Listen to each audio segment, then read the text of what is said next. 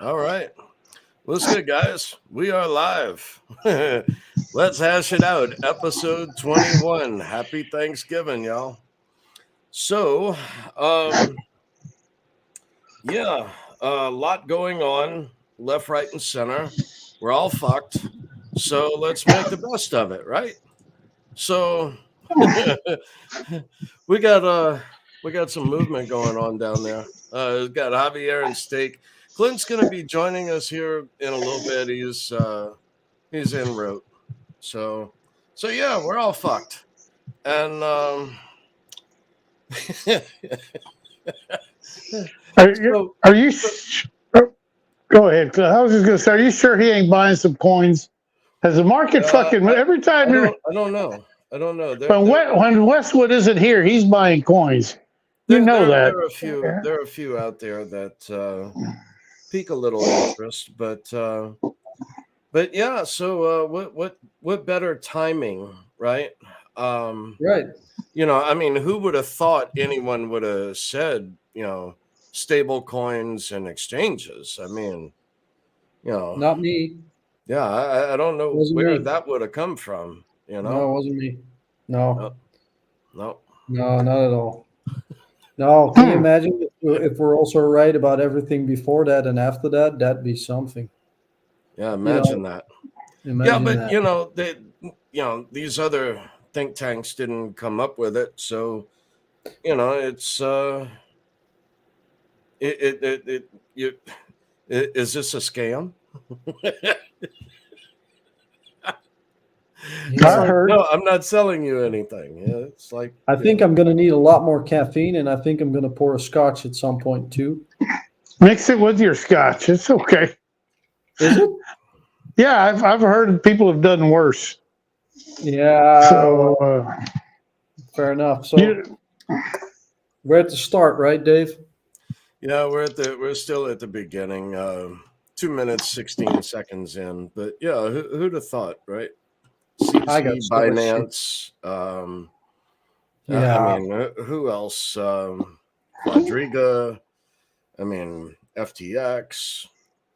Yeah. How long is it going to be till they go after like crypto.com?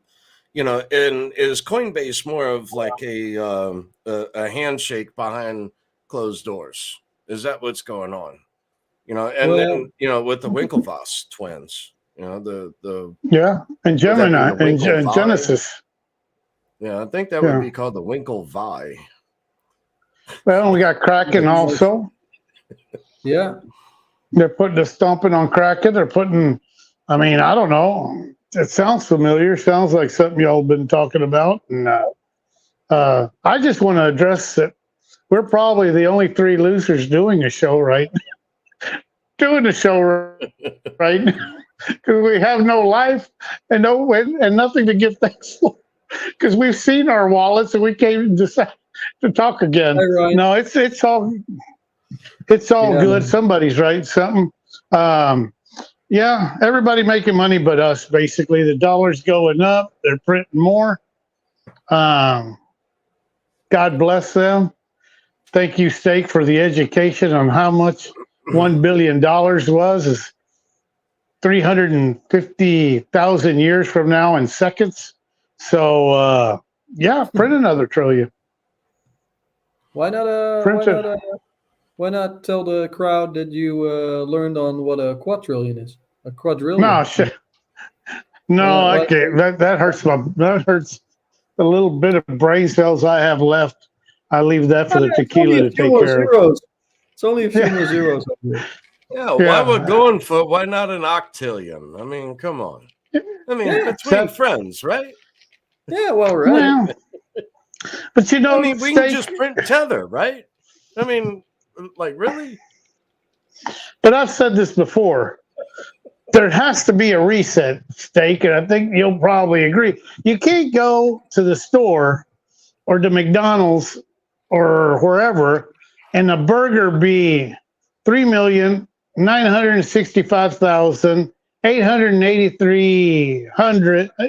It's too much. There's got to be a reset, and is that reset where we take advantage of, I don't know, DigiByte being a penny, Litecoin being $1, Bitcoin being whatever the hell you said it was going to be, $100. And in other words, it's got to start breaking even. And before any of this change, I think y'all may agree that we have to understand that we need to place value in something besides that dollar. And right now, the world is placing, I mean, at this particular point, dollar's winning, brother. I don't know. What do y'all think? Well, I don't think. I don't know. I don't like the dollar as a metric, and the reason why is they just printed how much, and Bitcoin went down. Bitcoin went down. I mean, every crypto went down. They just printed how many trillions, right? Well, if you So look at the, I don't really go by that. no, I agree. Yeah. If you look at the Fed's balance sheet, and if you look at the treasuries, and to me, you just look at it from a liquidity point of view, and you see that the U.S. behemoth, the financial markets, they're working like clockwork. I don't buy the whole argument that the U.S. doesn't know what it's doing. I think they know what they're doing, exactly know what they're doing to a T. Yeah. And I agree to a certain extent with your analysis, Javier. I mean, I work in welfare, so of course I see the problems at the bottom of society, even though I'm not in the US, I'm in the Netherlands. And yeah, the inflation is an issue, and something's got to give because you've got a debt machine, and you just got to keep on printing money because you've kept on printing money, and you just keep on kicking the can down the road, right?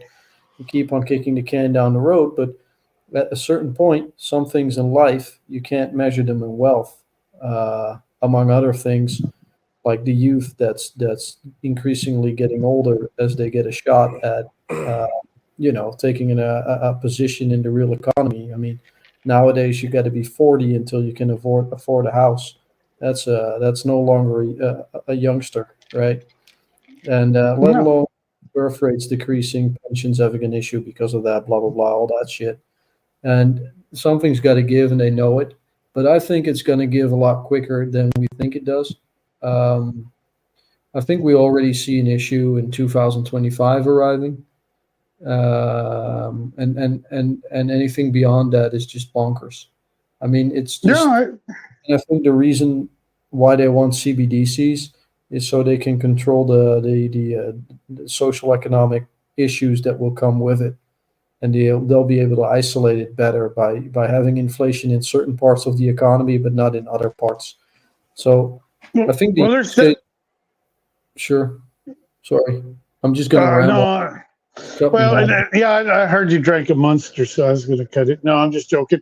No, but I did hear. I was on a space last night where underground, and we mentioned it, and people are starting to feel it. They went in, they bought a bag of chips, and they bought a soda pop, and it was $6. Look, I've lived through 08. I've lived through 2000 when we exchanged our national fiat for the euro. I've lived through 08. I lived through this. I'm 38. I don't know anything else than that the economy gradually gets worse. I've never seen an increase in money. But that's from the perspective of a person that just lives life but doesn't really invest in anything, right? If you don't really invest in anything, then you don't know that you should buy the dip and then sell high and whatever. But if you get into finance, you kind of realize that the U.S. just buys out everyone, and there's just an infinite amount of money supply, and there's low interest rates. Well, that era has come to an end. Last year, September, that changed. Interest rates were going up because they can't control the inflation and the money supply that they printed, and it's just accelerating. We see that acceleration in the graph. It's continuously, increasingly, it's not linear. It's accelerated growth. And so the system is speeding up. So, and then it becomes more difficult to keep up with it as it is speeding up. And I think that what we saw with Binance, or Binance, as they call it, Binance, they kind of made a really, really big show out of it. But I think the most prominent thing, and everyone that's following the show has probably already seen the details about it. I think the most prominent thing, and I've told this to you and Dave already at the start of it, is that you finally see the Department of Justice, the DOJ, and FinCEN to finally, show their teeth and do something, and they execute something. Before that, in the U.S., everyone was already always saying, oh, the U.S. doesn't know what they're doing, and they're behind in legislation, and we don't know where it's going, and oh, I don't know what's going on, and it's such a, we should not have these people going abroad. We should keep them here in the U.S. because we don't know what the legislation is, so there are risks. All good arguments, and they all make sense.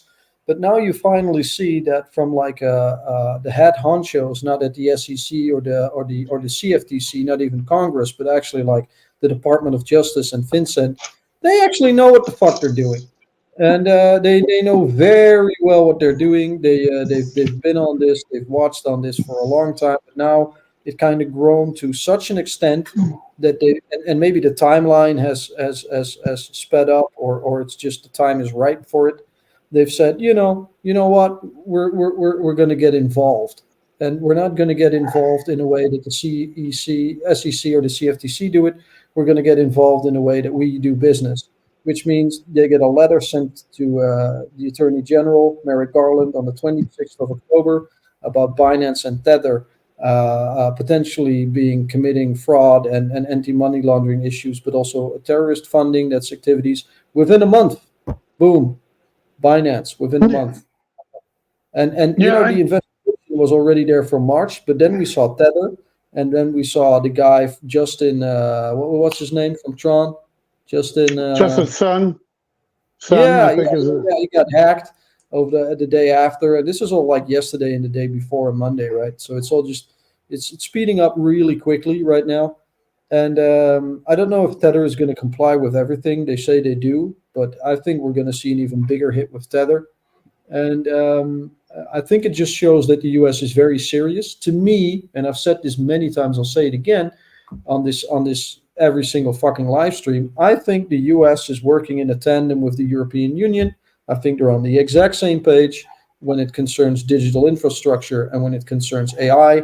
They have a little bit of a different interpretation of where they want to go within the EU and the US, like power to the corporations or power to the people, and they solved that issue because right a day before the Binance verdict from the DOJ, they oathed in all the people in office for the transatlantic data flow protection, which basically means the privacy issues of EU citizens in the US. And they solved that issue with a department under the DOJ that Garland is also responsible for. So that was the only keystone of why the Transatlantic Trade Agreement, the TTIP, was canceled out and was wiped away from the table in 2016. And I think that's the actual fucking narrative that's going on. I think that's the actual story, and that's why I think you see the MiCA regulation in the EU being implemented in the US as well, but cut up in smaller pieces and one at a time. You have that other late with the CBDCs. Yeah, sorry, Javier, go ahead. Yeah, no, I just wanted to but I think what you may be confusing is when you say US, that's not us. That's not the people listening here. That's not the regular people. That's a certain group of people. When you say U.S., it's a bunch of people that are making. The rest of us are getting screwed. The rest of us have been getting screwed, and so I hear it all the time, and I hear U.S. But U.S. the people you're talking about are so far in debt with their credit cards that they can't get out. They are so upside down that as soon as the next big problem comes, they're screwed. And so let's we need to clarify that we're not the country isn't growing and getting richer. We are getting richer because we get more credit. Let's talk about how citizens do this to themselves. Okay. Let's talk about the really shitty hard truth here. Mm-hmm. And I'm going to be super blunt, and I don't know everything either. But the general public is too dumb to get it. And I'm very sorry to say it that way. and it has two reasons, and it's mostly deliberately done. So it's not like, it's not like we really have a choice, but our education system is so fucked that we don't learn critical thinking and memorization anymore, or logical rhetoric. All of that is just not part of the school's curriculum. That's one. Thank you to Rockefeller for doing that in the early 1900s. Smart enough to operate a machine, stupid enough to rise to power. That's that. And then you got the whole issue with social media, which basically made small whirlpools of tribal nature, where people are married to their bags, their maxis. That's what you see in crypto. You see this all over the internet in different topics, but let's stay with crypto. So you have people that have one coin or maybe two, and they go into those spaces and they stay in those spaces, and that's their narrative. And then they defend their coin versus another coin tooth and nail. But those two coins cannot be compared. They do a versus. You even have that Bitcoin versus shitcoin show on Twitter Spaces. I'm just calling it Twitter, not X. And then you have people being annoyed by the fact that they want to compare things like apples with oranges. Sure, it's both fruit, but it's a different fruit. So how the fuck do you want to compare it? It just does different things. And people get annoyed by it. They have this tribal nature going on. And that's when we don't even ask questions, Steak. We don't even. We're so dumbed down. We're clueless. Questions. No, it's not about questions. The problem is that when people are wrong, and we all are wrong at a certain part, because we all make mistakes. We're all flawed. None of us are perfect. And when we make mistakes and we're wrong, then if we're in a tribal group, then you get thrown out of the group if you don't agree, because only people that are agreeable with the consensus of the group are allowed to stay. And otherwise, at a certain point, you're no longer welcome in the whirlpool, and you get thrown out and you go into another whirlpool of maxi somewhere else. So where do the motherfuckers go that don't agree with anything and just look for truth everywhere? Where do they go? Well, they go to hash it out. They go here. We're not married to any bag. We just look at what the qualities are, and where one coin is good, another coin is good at something else. So where one coin ends, another coin starts. So at a certain point, no coin and no blockchain will do the entire financial market infrastructure. It's just completely nuts. They'll all do different things. And I think figuring out where every single project is tied to the old legacy system in the quote unquote real world, that's where the fun for me starts. Like, how big is this market share? What does it actually do? Where does it actually want to go? What happens when the liquidity comes in, the mass liquidity, when adoption comes in and the blocks are being filled up? What coins are compliant? What coins will play that role?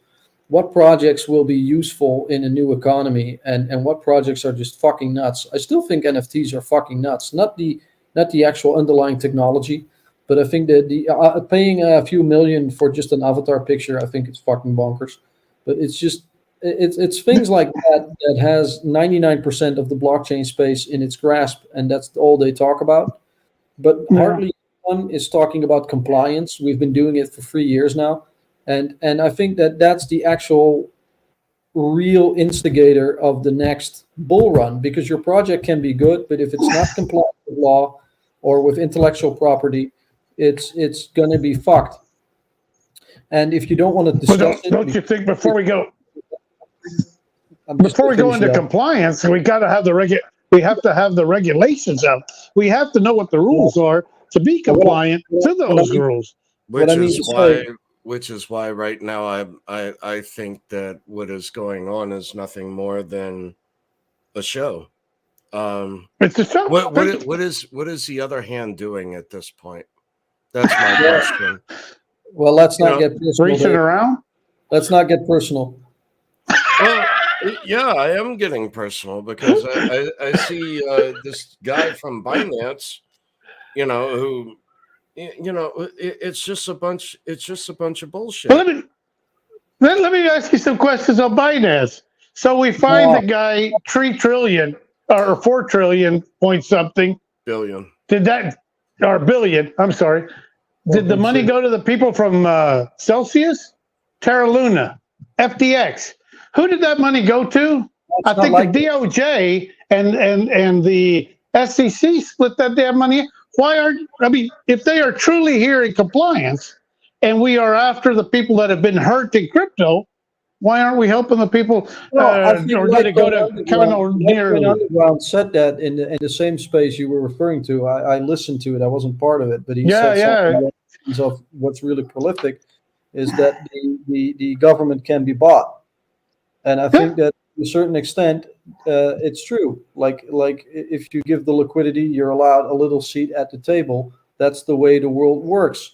And I think CZ is doing a smart thing by just committing, being guilty, have full cooperation, pay a fine, get a slap on the wrist. Now he's not allowed to leave because they want to be certain that he's going to comply. He's not even allowed to. He's not allowed to be in crypto. You don't think he's going to take the money and run? You don't think he's got money hidden away? A few bitcoins hidden away? That's not my point. Of course he does. I don't care. I don't give a fuck about CZ. What I give a fuck about is the cooperation between the U.S. and the EU government. That's what I give a fuck about. CZ is a small fucking fry. 4.6 billion on 1.4 quadrillion. What are we talking about? Peanuts. So if it's just a legislation, and he needs to get out of the way for the big boys. He's not allowed a seat on the big table. He's not allowed to print money. He's not allowed to market make, and the only thing he's allowed to is follow. But I think he's doing a smart job, because if he shows he's trustable to the government and he's compliant and he's working along with whatever they want to do with the investigation, he's going to get a slap of the wrist and he'll be fine, because the other guys, for example, Tether and Justin Sun from Tron, those are the ones that are going to get fucked. Because if they don't want to, if they don't, what do you think? The guy was hacked. You think it's a coincidence? And then with Tether, you see. But those guys still think that you can work against Interpol. I mean, this is not your average fat police officer at the corner of the street that can't keep up with you if you run away.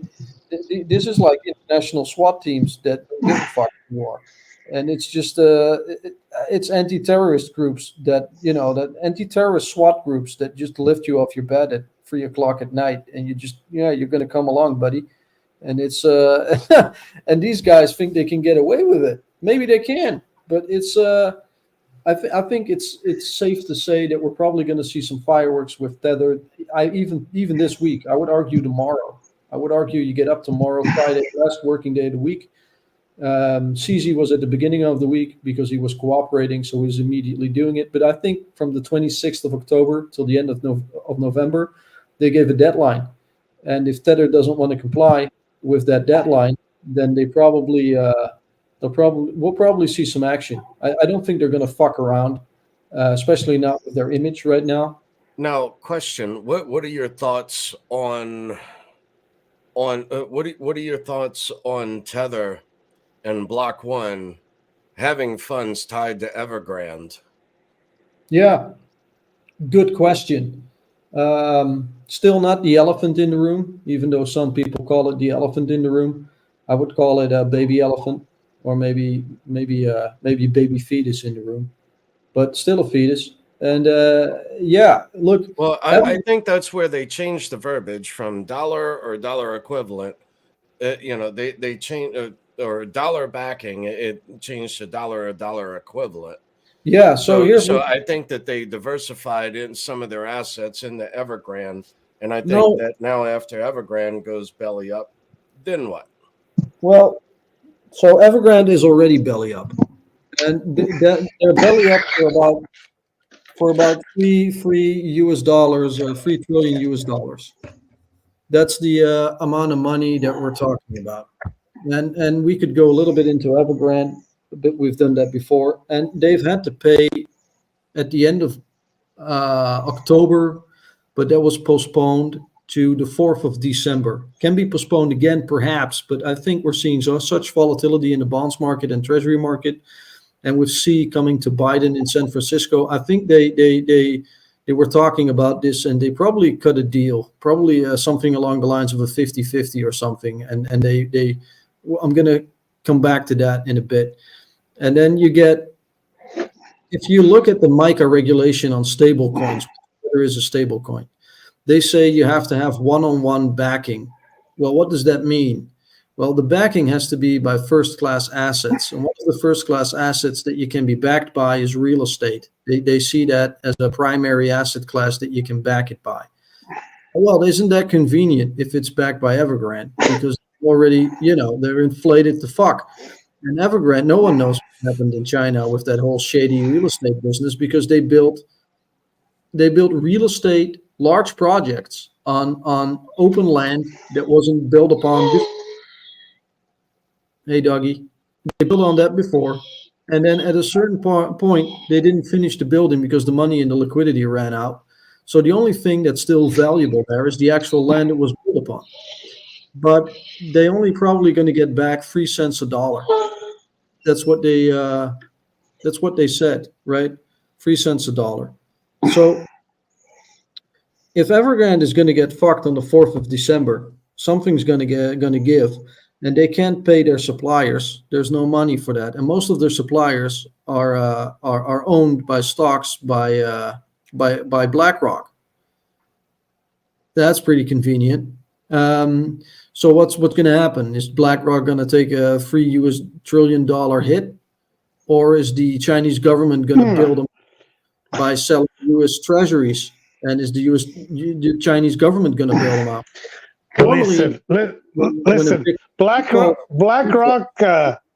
Javier, Oh, I'm sorry. Go ahead. I'm sorry. I'm in the middle of an explanation. Normally, when a big bank or a big corporation defaults and it has ramifications for the entire economy in the West, we bail them out.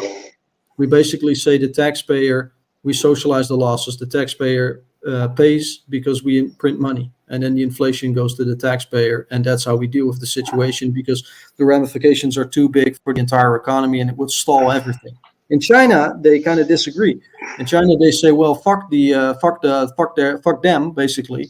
We're not going to have the entire society pay the bill for someone being corrupt and fraudulent. So we're not going to bail them out. They're just going to do it themselves, and they're just going to take the hit. Well, that's not how the West works. So what's going to happen? Is China then gonna pay the bill, or is BlackRock not going to get paid because their suppliers are not going to get paid? So if China is going to take the hit, then you're going to see $3 trillion of treasuries being dumped on the market, and no one can buy that. So they'll be bought at shitty rates, which is detrimental for the U.S. economy right now. Great for commodities, by the way. And if BlackRock's got to take the hit, then BlackRock takes a dump in their in their position, and they want to get their money back. So they're going to dump it on retail anyway. So where's the exit liquidity? Well, I think it's convenient that the exit liquidity is probably a commodity, a digital commodity that can take that hit. And I don't think that we're that long off a Bitcoin spot ETF, but not because Binance is out of the way, but because Evergrande. No, Binance is just part of it's just part of the goddamn icing on the cake. Put it this way, I think BlackRock wrote the damn movie, knows how the movie goes, is just reading the people's emotions to capitalize on our stupid moves on those emotions. No, I don't. That's what Dave was saying. That in other words, is this already played out, and maybe some of the details aren't. Maybe they're giving the dog a bone so we can invest more into it, so we can lose more later. I don't know. I don't think it's about. Look, Javier, I think retail is super insignificant. Yeah, I agree. I think we bring in, compared to the amount of money they have, we bring in so little. I don't think they care about retail. They never cared. So let me make one statement. I agree with you, Steak, but if they're going to get money, if they're going to get crypto, they're not going to get it from corporate. The only place they can get it from is retail, because corporate ain't going to give the shit up. Michael said they're not going to sell it. Wait. Right here. I'm going to pause it right here. You're wrong. Okay. The reason you're wrong is because retail doesn't own crypto. because most motherfuckers still have their real true coins and tokens on the exchange. And if you have it on the exchange legally, you don't own it. You own an IOU. So by the SEC versus Library court case, it is settled that if an exchange defaults, and they will default if the liquidity dries up in the market, then the exchange goes bust. And if BlackRock, for example, would buy up the exchange, they would own the underlying asset that the exchange holds, but you as a retailer only get reimbursed in fiat up to 100K. That's it. So you'll get paid into dollars based on the fiat, on the tokens and the coins you own, but you don't own your own coins. So you just get fucking wiped out. Well, the sad reality is that most retail is too fucking stupid to understand how to have self-custody. That is the actual elephant in the room. So when you say they are not, they're not coming after the corporations, they actually are, because the exchanges are the corporations that hold the largest amounts of coins and tokens. Just look at the biggest wallets for every coin and token. It's always the fucking exchanges that have the most of it. Yeah, So I agree there. and the only thing that I want to touch upon with Binance is that I don't subscribe to the idea that Binance is out of the way. They have a better place at a spot ETF. I think that's bullshit. But what it does do is it creates a market maker is out of the way, and it creates a big opportunity, because crypto is a global asset. It creates a big opportunity to get foothold in the US market. And there's hardly any exchange right now which is compliant with the US market. There's hardly anyone. Kraken has issues. Crypto.com has issues. Coinbase is being tossed around like a toddler by BlackRock. They're basically BlackRock splits right now. Binance is now suddenly out of the equation. It wouldn't surprise me if the liquidity dries up. A few more exchanges have issues, and because you see small banks probably also going to have issues. Real estate's going to have issues. BlackRock is in this great position to buy up everything in the market and then run that spot ETF like a boss. And they'll probably more companies will run a spot ETF, but you want to have the most Bitcoin. You want to have the actual underlying asset, not the IOU. And I think that's where things will go wrong. And I think you have until the 4th of December or the 3rd of December to get your shit off an exchange. And otherwise, you're no longer in the game. I think you're going to get fucked, because if the liquidity dries up, you won't be able to get into your exchange, because suddenly they'll have a server problem. You won't be able to log in, and you won't be able to touch your assets and get them out. And they'll realize that they have a liquidity problem, and they're probably going to default, but you're no longer able to log in. You're just frozen out of your account. And I think we're going to see that happen globally, because I think that's how big Evergrande is. And then after that, sure, we can go up, or we can have a little bit of a crab or bear market in 24 with more legislation. And then maybe at the end of 24, we can see a rise up again in price. But if you're not off an exchange, I think you're fucked. That's my conjecture. Go, Dave.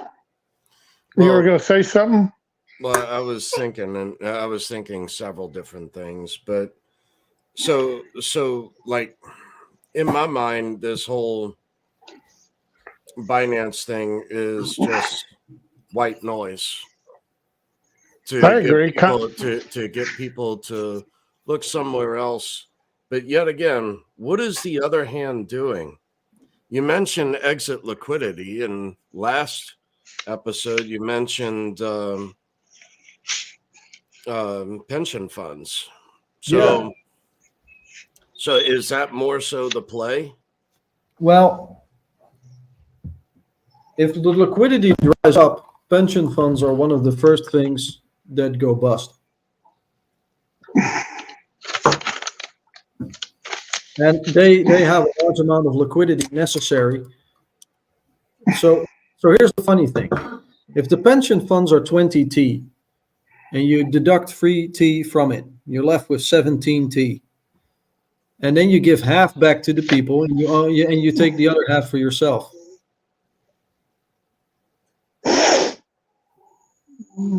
And then they still have a pension fund, but there'll no longer be a lot of inflation, because the rest of the world will run on a Bitcoin immutable asset for so something, government has just got to keep within the budget.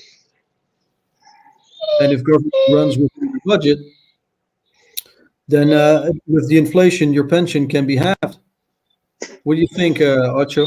Ocho was his name, right? Also, yeah. Also says, well,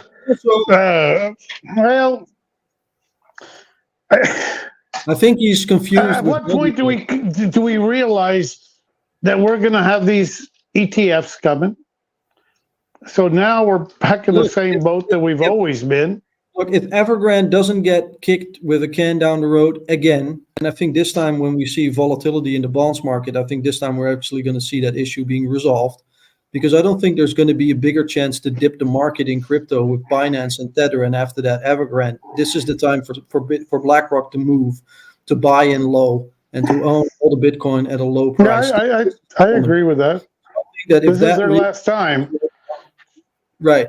To shake out the weak hands, if there is any weak hands, and there are. You said people are on an exchange. The exchanges weak hands. The exchanges. If you don't have.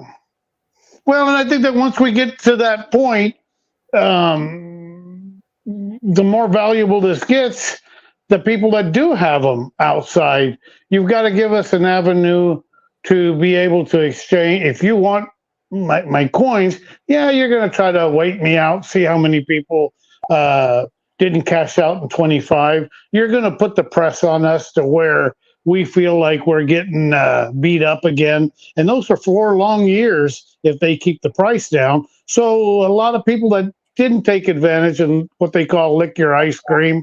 Happy Thanksgiving, you turkeys. Yeah. Oh, that's a like Lisa. Happy Thanksgiving to you and Charlie and everybody. Lisa, we enjoy you Tell us how coming. you really feel, Steak. Oh, Yeah. I should. This is live right we now. can't air that here. Yeah. You gotta, I've been you going at gotta be it for a few hours now. private. Yeah. You should have been here an hour ago. Isn't that what they always say? Ryan, is vegetation considered more of a gamble these days? I don't think so. Look, I don't own Very. I will own it, but I think it's a play in the market that has a very good upside. But I also see possibilities where the patent of Reggie might not get the credit it should deserve globally. Now, hold your own coins, people. Yeah, for sure. Not your keys, not your crypto. Yeah, it's coming. It's coming. And one day you're going to wake up and you're going to go, somebody was talking about staking your, I don't know. And I know some friends that have lost a great deal of money staking. You don't Life hold your is a shit. piece of steak. This isn't the time to try to make that little extra. You better hold on to what you have. I think we're all in that same boat that we don't know what direction this is going to take right now. I disagree. Can it be I think one we know way where or the another? direction is going. No, Javier. Dave said it. Like one hand is doing what the other hand is doing. Look, I've been kind of probably obsessed in the last 2.5 years on a daily basis with like what's happening between the EU and the US on a cooperation level from like a digital infrastructure point of view. And boy, oh boy, has it been a rabbit hole. And I don't have enough time in a day to follow everything, but enough to have at least a grand picture of like, there is some shit going on. And the shit that's going on is also tied to a few crypto projects. And I refuse to believe that it's nothing burger because there's too much evidence pointing in directions that doesn't add up and at some points adds up brilliantly. And so when we say we don't know what's going on, I think it's fair to say, let's go back to the basics. We got off the gold standard in 71, so we continuously have to print money because we print money because we print money. And that cycle of that exportation of inflation to the world globally has come at an end because the cost of living is too high for certain social economically that it's tearing societies down. So social cohesion is running at such a point that the entire system is at risk of collapse. So something's got to change. We've got to change our structure from the new. So we go from. I agree with you, Steak. I think that's why they're taking these exchanges down. They're letting everybody. They're letting everybody know. They're letting the smaller exchanges know. Look, we just took the biggest exchanges down. No problem. No Yeah. problem. So- They're all paying. I mean, put it this way, when the big bully beats up the guy that you were thinking that was stronger than you and his bigger brother, and when he gets to you, what the hell do? You just go, well, let me at least give him the money today and try to get a better plan for tomorrow, because I'm going to get my ass whooped today. And I know we all say, no, we just stand up to the bully, punch him in the fucking nose. But you know what? Sometimes you get your ass kicked. I don't know what you're talking about right now. I don't either. I've had some margaritas. It is Thanksgiving. That's good. I hope you're enjoying yourself. I am. But no, what I'm trying to say, Hollywood. Thanksgiving, Clint. Whose brother is in the house? He was buying crypto. He was buying crypto. I was on Binance and I was trying to buy some crypto, and No, I don't know Clint, what happened. I couldn't withdraw it. Clint, didn't you get the memo? It's not Binance, it's Binance. Oh, Bananas. oh, Yeah, get it right. Bananas. So then I went to Bittrex and I was trying to buy some stuff. I don't know what's going on. I didn't got any luck today. Well, after Elizabeth Warren had her opinion going on all this crap. How long has she been in crypto? How long has she known about crypto? Exactly. Pocahontas, Liawaka, whatever the hell you want to call her. You look happy, Clint. I mean, you look like you ate a half a turkey or something. I don't know what the hell. Man, I ate a lot. Not as much. I could have eaten more, but I didn't. So I'm thankful I didn't. You should have. Did you know Brought a lot home. that guy from Hex, that Hart dude? Yeah, Richard Hart. Scammers. Yeah. He made a movie about himself with a movie poster, and it's a documentary. It's coming out in November 28th, and it's called The Highest of Stakes. So I said it's impossible. I am the highest of stakes. Yeah, I agree. You got a point. So, My volume sounds low. Sorry. Jamie Dimon. Yeah, but you look good. Yeah. I got to step aside. Jamie, I remember the picture of Jamie Dimon and CC and Versailles. Yeah, Lisa, come on the show and come tell Steak how all this shit is all freaking rigged, and these are all conspiracy theory. I think Lisa and I will probably agree on a lot of shit. No. Put it this way: you do. It's a different perspective. I think that she brings it from a different kind of, sometimes political, sometimes spiritual, sometimes a combination of everything. Kind of like me, but she could actually organize her thoughts and get one thought across without jumping all over the place sometimes. So, right. Kudos to you, Lisa. Back to the inflation, Javier. Yeah, let's go back to something. Let's go back and inflate something. Right. So let's just. I'm going to make it really, really easy to follow. Inflation, because we started printing in '71, has created a can down the road scenario, kicking the can down the road that has come to an end. And yeah, exactly, Clint. And so we are transitioning from an old infrastructure to a new digital infrastructure. And that transitioning has to happen on a global level. So you see cooperations between BRICS countries that say, hey, we don't want this, we want it gold backed. But you see Western countries like NATO countries that say, hey, we want it digitally backed. And that means that it's going to be across borders. So two of the biggest blocs, the EU and the US, are cooperating. In my opinion, they're cooperating together. That's the angle that I've been looking at. So when we talk about Merrick Garland, the general attorney, the attorney general that's actually slapping CZ on the wrist and Tether as well. He's also the guy for January 6th, U.S. Congress people that were, invading that. I thought, what was it, the Capitol? He's also responsible for that, but also he was responsible for oathing in people in office that are responsible for those transatlantic data flows. and they were the only counterpiece, were only the keystone in the way for U.S. and EU cooperation. And I think that's the real main elephant in the room, that you can digitalize the bonds market and the derivatives market between the US and the EU, and probably Japan, South Korea, Canada, Australia, New Zealand as well, and probably South America too. So then we're talking about the bonds and the derivatives market.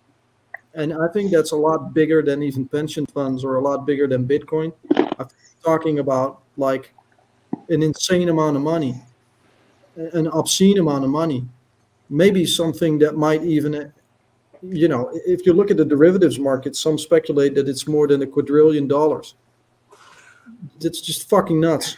And if that big amount of liquidity through a spot ETF goes into Bitcoin and fills up the blocks with those high fucking valued numbers of transactions, guess where the little guy comes into? They don't have to get the little guy cannot transact on Bitcoin anymore, because miners won't accept the transaction. So when miners don't accept the transaction and the blocks are filled up, they're going to go to Litecoin. And as Litecoin fills up, where are they going to go? They're going to DigiByte. That's what Cliff's pointing at, is DigiByte glasses. Yeah, I think it's fair to say, and that's the thing brought up in the beginning, that Bitcoin is your $100 bill, Litecoin is your dollar, and DigiByte is your penny.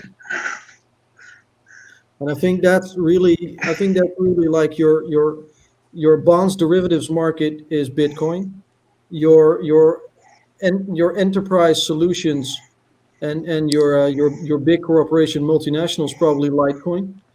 And then at some point, you probably get like retail enterprises and digital identity encryption, and that will be DigiByte. And I think all of that is proof of work. And there's others trying to scale that and trying to have a place of the market. And it's interesting to see that dynamic, where that's going. Maybe that's 10 years later down the line. Maybe more innovation will come. I think we're just at the forefront of everything. And the most important aspect about Bitcoin and Litecoin, and hopefully DigiByte in the future, is there is no founder anymore involved. There is no creator. No one owns it. It's the actual network that owns it. And that consensus model, that's what gives it value, because that creates trust. And I think that, I think that's where the true value will come from when we have regulation coming in. I think that's the actual argument again. That's the simplicity of the argument. That's where we're at it. And it's fucking nuts to say this, right? Who thought 5 years ago what we're going to be talking about, like BlackRock in an ETF? I mean, you can't really go any much higher with a financial firm in the entire world. I mean, that's it. Right? Say something. Is this the real is this the real Bitcoin? Because I hear ETFs, I hear all this bullshit going on. This isn't what we had planned for. I think Dave says it best. We would have punched somebody in the nose if we would have seen this Bitcoin right now. And because we were under the illusion that this time was different. This time it's going to be different. We've got a solution. I don't know. I heard you and Dave talk a little bit earlier, but I think there's a lot more information out there that hasn't been found, and smart people like y'all like to dig into all that kind of shit and understand it. I didn't understand what y'all were talking about, but back to the thing. Are we in a game? Are we in a movie? Are we betting on a soccer game that's already been played, and we just didn't know? We think we're watching it live. Well, if you look at the liquidity of like the bonds market, or like the what about Doge Factor? What about Doge Factor? I don't know. I put that along with Pepe. Well, it's another proof of work, though. I mean, it's the Litecoin blockchain. It is. It's the same thing. I don't give a shit. It's just you know an what? unlimited supply, though.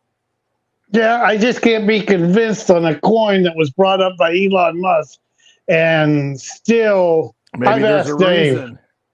Yeah, and maybe there was because it was a reason it was all hidden from us. But I've asked Dave, and maybe I'm just asking the wrong dumb person that he can't give me a good enough excuse. I asked him, I crucify him. I'm like, God damn it, what the hell does this coin do besides give liquidity to Litecoin? Okay.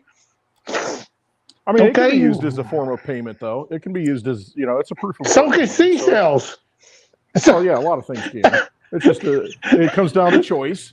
Are we going to use it or not? But the good thing is, it is proof of work, and so you got to look at it that way. I have very little Dogecoin. I'm not a big fan of it, but I get it. I know what it is, and it's being produced by the same network as Litecoin, and that actually benefits Litecoin down the road too, because that gives miners an incentive to continue to mine when Litecoin, reaches its Has end of Charlie Lee life. said anything about Dogecoin? Has he ever said anything? I think he's made comments. I mean, he helped save Dogecoin just like DigiByte did in a different way. I mean, the merge mining, was what kind of saved it, kept it going. And I'm sure that, to be honest, I have not done any homework on that coin. Why I don't own it, I don't want it, I don't. Mm-hmm. Yeah, I'll lose out. Everything will go up, and I'll be holding everything but Dogecoin. But you know what? I guess I had that sour taste in my mouth, Clint, when Mimblewimble came out and it went down. Just because but it came out in a bear market, though. I mean, seriously. But so did it. So did it was the same day. Bear market. So did Doge, and just because Elon Musk said it, but that was it gives it value. Off on that though, because Mimblewimble came out in May of 2022. That was after May of 2021. So I mean, if Mimblewimble had come out in May of 2021, it would have freaking rocketed, I think. But since it came out a year later, nobody cares. Nobody cares about it because you're in a bear market now. And so, nobody. But it's the way it is. Maybe I just remember it. Yeah, like I said, it's not that I want to rag on. It's just that I can't understand why it's number 8, top 10. I think that we have better coin. I just, but then again, Solana's there. And there's Pepe coin in the top 100, and so are we being played? I mean, it goes back to this is how we got snookered into giving. Hey, I don't know. Sometimes I get the feeling that people feel that Dogecoin is the important coin, and Litecoin's just riding the tails of Dogecoin. And in some of the communities, that's what I feel. That's the vibe that I'm getting, and I just can't see it. I don't, to me it's... Well, right now there's an argument that might be true. Look at the rankings right now. Yeah. But I mean, take a look at the rank. Every block of Dogecoin, I think you've got 10,000 new Dogecoin. So I mean, it's an unlimited supply. Which I mean, there are merits to that. I mean, it's not that a bad thing to have an inflationary proof of work coin, I don't think, going forward, because that could be your day-to-day money.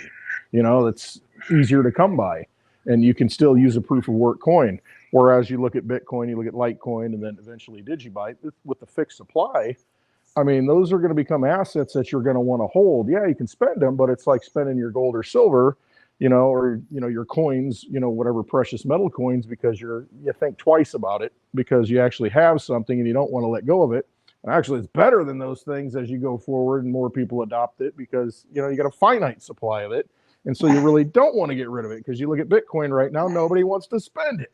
Yeah, no, I mean, I would have Dogecoin before I had fiat. Bitcoiners are going to love Dogecoin because they're going to be able to spend Dogecoin because they're not going to spend their Bitcoin. It's going to be cheaper to spend. Sure, and their Litecoin. No, that's you know what? And here I think Lisa has a question about. I'm asking how Doge affects Litecoin before you go to DigiByte. I don't know. Maybe I'm reading it wrong. No. I'm trying to think which way. And you know what? Maybe what Lisa might be asking about is completely legitimate. I mean, at this point, let's bring old Dave and Steak into this conversation. What about this Rudy Bowman? Y'all got anything to say on that? I don't know much about it, so but I got Somebody has to. but I don't see how that correlates to Doge and LTC. No, I don't either. I was just ADD and then You're shifting popping gears. around inside my brain, Yeah. and just because she had written something about DGB, and I'm sure people were curious if they read that. What do y'all think about Rudy Bowman? What do you think about him leaving the alliance? What do you think about? He didn't leave the alliance. That's the foundation. The alliance is something. Oh, the else. foundation. I'm He sorry. was never part of the alliance. Yeah, sorry about that. Before we go into that, like asking how Doge affects LTC, I think it's on a mining level, and in a certain way, it's a proof of work competitor. But like Clint just said, there's a difference in supply. Yeah, so let's hash that out a little bit. So you've got Litecoin and Dogecoin being mined on the same network with the same equipment. So they're merge mined. And so you can merge mine them with the same equipment and get Doge rewards, get Litecoin rewards. So they're kind of sisters, brothers, whatever you want to call it, on the same chain. And so what happens is, there is this discussion that, okay, what happens when, and you're going to find out with DigiByte, what happens when they're all mined out, or is there going to be enough money in fees to keep the miners working, and supporting the network? I don't think and there probably will be by then, but you don't have that problem. The same goes for Bitcoin or pretty much any other proof of work. But when you have a merge mine coin, Litecoin can, mine out everything, the 84 million, and then the miners are still incentivized to continue mining on that network, validating Litecoin transactions, and also getting Doge rewards, because the Doge rewards will never end because it's infinite. So, I mean, there's like a built-in incentive for the miners to continue to support the network from getting rewards in Dogecoin and getting fees in Litecoin, which are still That's low. the mining perspective. Right. And I'm going to say something that's going to hurt your heart maybe a little bit. Yeah, it won't. I don't care. It's been broken many times. I'm sorry. I'm feeling your pain. I'm feeling your pain, Cliff. I'm good. Shoot me. Hit me. Yeah. Come on, Cupid. You ready for it? Yep. So, shit. I think one of the biggest assets for Doge is that it shares miners from Litecoin. Mm-hmm. I think that's more beneficial to Doge than it is beneficial to Litecoin. I would agree with that. Point of view. However, and this is probably going to hurt your heart, and it hurt mine too, by the way. But from a marketing point of view, I think Doge just has a better marketing team.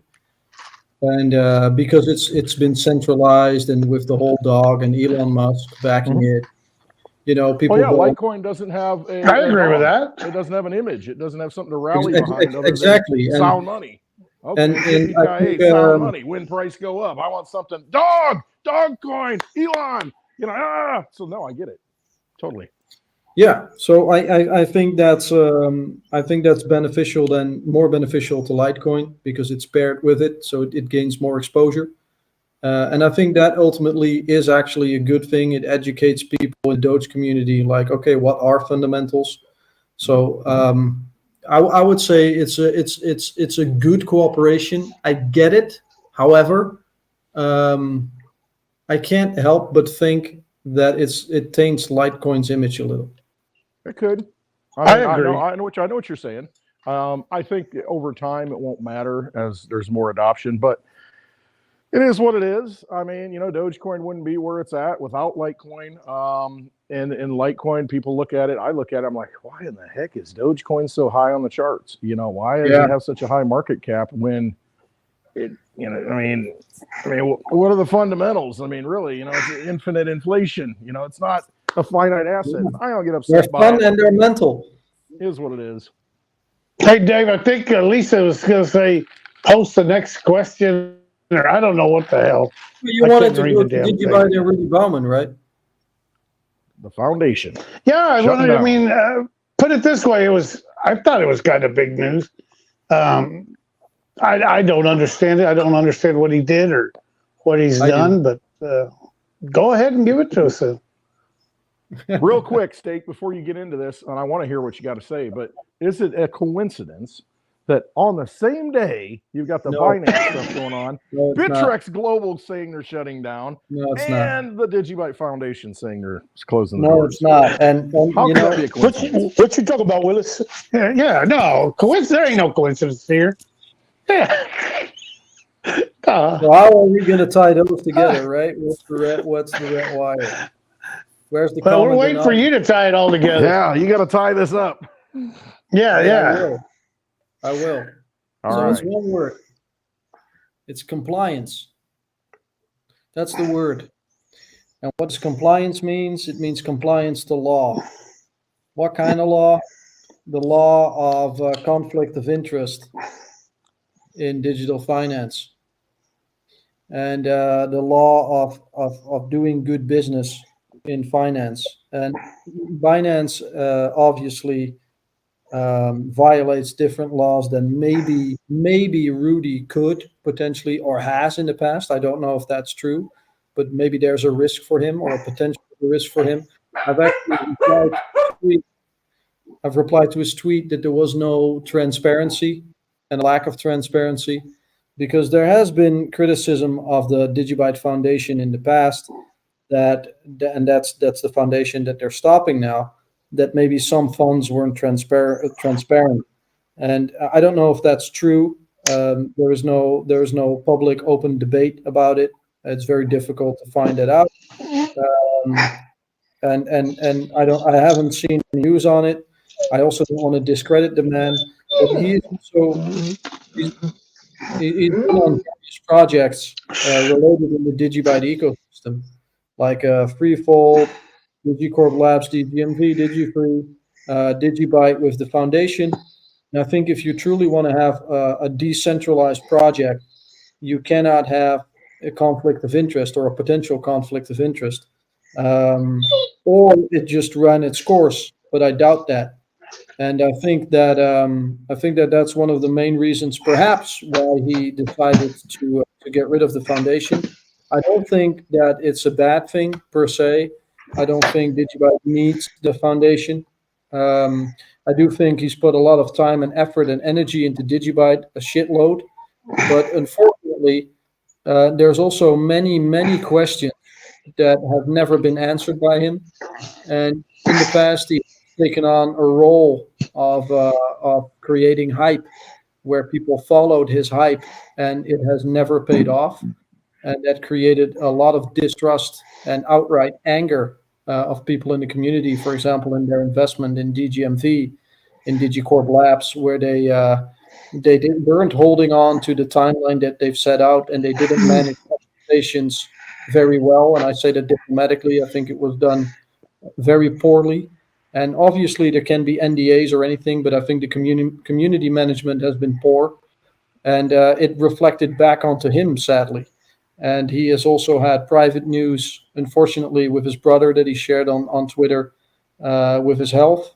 And I can imagine, we're all human, I can imagine at a certain point that you have to make decisions and you have to cut things out of your agenda to make time and energy for other things that are more important.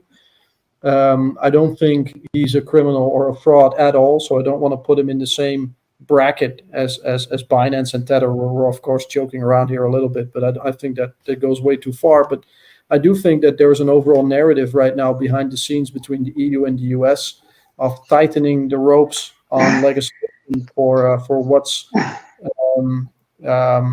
responsible entrepreneurship in digital infrastructure and digital finance. So is there a coincidence? Maybe. I think he's a very smart and shrewd man. And then a day after he leaves, we see all those products that are in the timeline of DGMV suddenly being proposed. I don't know if you've seen it, Clint. I didn't. Yeah, it's weird as fuck. I can do it if you want to. It's so Coincidence, Clint. so on the There's 21st on the 21st we had of November. So 3 days ago we had the Binance news. Was that Bigfoot? Is that your Could've been. brother? Could have been. Never know. That's me. That's me on Spaces on Friday night. Right. Yeti coin. Yes. Yeah. Anyway, sorry. Late at night, have you seen them? That's what. Yeah. It's no it shade gets November. deep. That's how I look. No. Yeah, it gets. Yeah, you guys do something about your back hair and shit. I know, right? Well, I'll just stand. I'll go wherever you go, and I'll surely get them burned off. It'll be fine. It is. It's kind of like being waxed without the paint. Yeah, right. Well, without that kind of paint. Fire wax. Trying to get my eyebrows back. Mm-hmm. Sorry for the interlude. I distracted the whole thing and side railed at stake. That's all right. It's okay. Let's talk about your hair a little bit more. Yeah, right. That's all good. No, just yeah, it's a hairy business, but it's they proposed a few products. So one of them they already shared before, which is like secure meetings. So we have like in Europe, we don't really have like we have Zoom or MS Teams or like it's very American or Chinese based. If you want to have video calls, conferences, so they created Secure Meets, as in a cutting-edge tool to keep your information confidential as you call, with real-time video and audio sharing. And you got like a presentation mode, screen sharing, out-of-the-box solutions, all that sort of things. And that was done through DigiFree. So not like DigiCorp Labs, but actually DigiCorp and Freefold together. But the second one that I think is that's news, and that came out today. For me in the morning, so that's approximately what?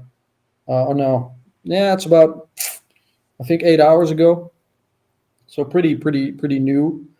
That was from a DGMV Edge box, and that one is a pretty big one, Clint. So they say, I'm just going to read the post. They say, hello, community members. Yesterday we delved into our second revolutionary product. Today, let's embark on the exploration of our third and, for now, final flagship solution, the DGMV Edge box, like edge-based, cloud edge-based Edge box, ready to leverage the benefits of cloud computing at the edge of our network. This portable, versatile data center gives you the power to optimize performance, enhance data security and privacy, and meet the evolving demands of modern computing. And this is like a trolley server, so you can just, it's for enterprises. Complete with computing, networking, storage, connectivity, Wi-Fi, Ethernet, Starlink, 5G, etc., cooling, a UPS system, and virtualization, along with remote management and security technologies, this clever little data center in a box is the perfect solution for businesses and organizations requiring edge and decentralized data center capabilities in diverse environments. So basically, you have like your incredible piece of hardware hooked to your software for an enterprise that just does your global compliance, your privacy, and your old digital infrastructure all in one. And the most prolific thing that I think, apart from that, is that, well, actually two. One, it's probably built by Hewlett Packard or Dell, because they are the companies behind it, which I think, and it's an actual hardware product, which I'm very stoked about. It's a data center with storage locally, so that storage is the issue. But if you have like a mini data center at home, that's just a fucking great product. And then what's in there, and that connects it to another deep dive I've done a year ago, is Starlink. You probably never heard of Starlink, but It's like, So one of the things is that Elon Musk has quite a lot of crowd following him on Twitter. It's very weird. I don't know who the man is, but apparently all of Twitter follows him. You think he'd own the thing? I don't know. Yeah, exactly. Like he's the man of the house. And he doesn't really follow a lot of people himself, in the hundreds. Probably seen that. But one of the persons that he did follow a while was Thibault Verbiest, which was the lawyer of Freefold. And I found that when I looked at Thibault Verbiest's followers. And I saw Elon Musk. I thought, oh, this is probably a scam account, but it was actually the real thing. And so there is apparently in the hardware solution a connection to Starlink, which I think is just, why would he give that away? I mean, look at how he acted with Ukraine, right? On giving Starlink away, and there was always something on the table that he wanted in return. And now for some very, fucked up company that no one knows, all of a sudden there's like a Starlink connection. It's like it's nothing prolific. I think it's a big one, a really, really big one. I really think it's going under the radar. I've seen another very interesting tidbit this week as well with the CEPS think tank, which is the think tank for everything digital for the European Union. And they mentioned Project Horizon for the very first time. And Horizon is the umbrella of Eclipse. And Eclipse is amongst others, the umbrella for Gaia, which is the umbrella for Nebula and Freefold on Sovereign Edge EU under the EU grant that are basically, creating that infrastructure to tie the public infrastructure to the private infrastructure. So you get like a digital identity and like an operating system in your wallet and, everything that's completely cloud edge based computing. And they're mentioning it. So for the very first time, I see that it's being tied to actually the think tank of the EU, which I think is phenomenal. But of course, when I post a tweet about it, or when they post a tweet about it, 0 likes, 0 comments, 0 retweets. I just think it's fucking odd that when we look at Garland, who's in the spotlight for Binance and for Tether, who's also in the spotlight for the Capital. And then he's voting people in office as an oath for the transatlantic data flows. That's super huge on the EU side for like the digital infrastructure, and no one's talking about it. No one is talking about the guy that got his hand on everything, which is Garland, and he's a 71-year-old with a 100% success rate. I mean, this guy is your superstar lawyer in the U.S. and everyone shits on him for the Capitol, but this guy knows what he's doing, and like Dave said, like what's the other hand doing? Right.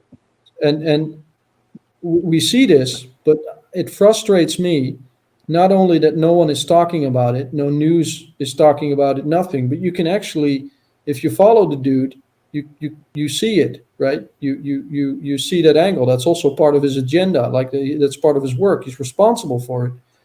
But why the fuck is no one talking about it? I don't get it. Like it's cooperation between the EU and the US for the digital infrastructure. We're talking about CBDCs and digital identities. I see a very big similarity between the laws that, for example, the CBDC, I think, what was her name? Helen? Janet Yellen? Can we call her Karen? Yes. She's a Karen, right? She's definitely a Karen. And she said, I think the time is right for a CBDC. She said that immediately in the tandem after CZ fucked off. I mean, she must have gotten really, really wet in her palms of her hands when she was rubbing it. And she was licking her lips. Yeah, this is the time for a CBDC. Tell us how she really acted. Yeah, it's my type. And spit on it. So I'll take one for the team. Don't worry. So it's just, so you got like, I think I think he fell down. That's okay. She's hot as fuck, man. Oh. Yeah. Very authoritarian power woman, Miss Cankles. Anyway, so is that like a coincidence, red wire all across that we see? I don't think so. Look, I just think that we see a tightening of the market. I think there's no better place for BlackRock to fuck everything up and get the price low and buy up as much of the real coins and exchanges as things go illiquid. I think that's what needs to happen in the market for them. So that's probably what they're going to do. They're the global market. Question. When you had mentioned grants, when do those grants expire? Yeah. When does funding stop? Funding stops the end of March 25. So they're supposed to stand on their own 2 feet with a working product, but also with their own liquidity in April 25. Coincidence? And Well, CBDC in Europe is and this comes from Lagarde in Europe, which is like the highest in finance there, like a speaking mouth. Yeah, She's Christopher Lagarde. Yeah, Christopher. Yeah, I mean, 2 months Christine, ago. sorry. Yeah, Sorry. potato. Been drinking 2 a months little bit ago today. in September, she said it's going to take 2 years. So they're probably aiming at after the bull market and the blow off top in the 4-year cycle, which probably is May 25. Probably after and then you probably get like the summer with July and August, and they think about a CBDC in September. So I think we're going to see a market correction then in August at the end of the summer. Okay, let me stop you there, Steak. So when you're saying that the grant funding runs out and they have to pay with their own money and they have to be I'm going to do you one better. When you say they, who are you talking about when you say they, just so we all understand who they are? What, the grant? The people receiving the grants are no longer going to get the grants. Who are those people? What are those entities that have to stand on their own? Are we talking exchanges? Are we talking banks? No, What are we talking? This is from the EU part. So this is this is a 1 billion euro grant. And under that 1 billion euro grant are, I think, 6 software and also hardware infrastructure projects that are completely tied to the digital identity and CBDC. So that's called the SSI, self-sovereign identity, and our infrastructure. And that falls under the European Commission, and the European Commission is the operational branch of the European Union. And that falls under Thierry Breton, which is responsible for that whole agenda. And so the projects that are under that is like Gaia, Eclipse, Horizon, and they have many. Another element of what Eclipse is doing is like the whole narrative of new legislation in regards to intellectual property versus open source, which was like that Cyber Resilience Act video that we did. That's also what they're working on or working with. And I know that they opened an Eclipse in the US, in Silicon Valley. FIBO? No, I didn't say FIBO. What's FIBO? Lisa want to know if you said FIBO, and then she asked about Mars. Or what planet is she from? That's Mars. where Charlie's from? Does she mean No, to she's talking about Mars with 2 R's, and I can't remember. It's a military something. So basically, it's a global surveillance system. It might tie into the whole Starlink thing, and I don't have any notes in front of me. I can't do any research. I just got this phone in front of me. Let's just maybe Lisa can come on or help me by filling the blanks. Yeah. One of the There's not too much tryptophan flowing through our system. Yeah, that turkey shit. I'm telling you. So I also think that it wouldn't surprise me, like if we look at the triangle of like DigiByte, DigiCorp Labs, Freefold, and LCX, if we look at that triangle there, then we see like software, hardware, and global compliance coming together. Yeah, with an I. But it's a freefold. So you have to fold it, like laundry. I don't do that. Laundry is always going to be there for you. Yeah, I know. Yeah. It's okay. 2 days old, it's okay. Sniff test. Winter. I'm good. If it's 70 degrees or below, 3 days. No problem. Good to go. Let's turn it inside out. Exactly. Got another day. But no, I get it. No, I know where you're coming from, and it all seems to be ramping up. Man. Thanks, Lisa. She has to go to put on makeup. Is she coming on? That would apparently. I guess we're going for 3 hours tonight. I don't know. We'll see what happens. Well, I'll stay on for a little bit. I've got class tomorrow, so right. I'm doing my homework while I do this live stream. So. We just do it till we fall asleep. That's what we do it at the That's Spaces. I'm like, anybody out there? We're in again. Going once, y'all going twice. To sleep. The next day, I'm like, oh, I'm still on. Hey, are you on the clip? No, I'm out. Yeah, I have no idea. All right, look, That margarita hits me. if I'm snoring, please just, mute me, Dave. No, Wow. don't mute him. No, actually, it'll be like the Yule log, that we watch at Christmas. We'll listen to the steak snore. You can tune into the steak snore while you go to sleep. You can hear the Oh, Yeah, you can hear me snoring. feeling and that's- lonely, steak snore. Yeah, we all have holiday tomorrow. Snoring. Most of us don't work. That's great. We When take do the you whole ever week. work? Who works? You know what? Me and steak. You know what tomorrow is here, steak for us? It's national Doing Dead holiday. Friday. It's Thanksgiving. No, tomorrow it's bigger than Thanksgiving. It's Black Friday.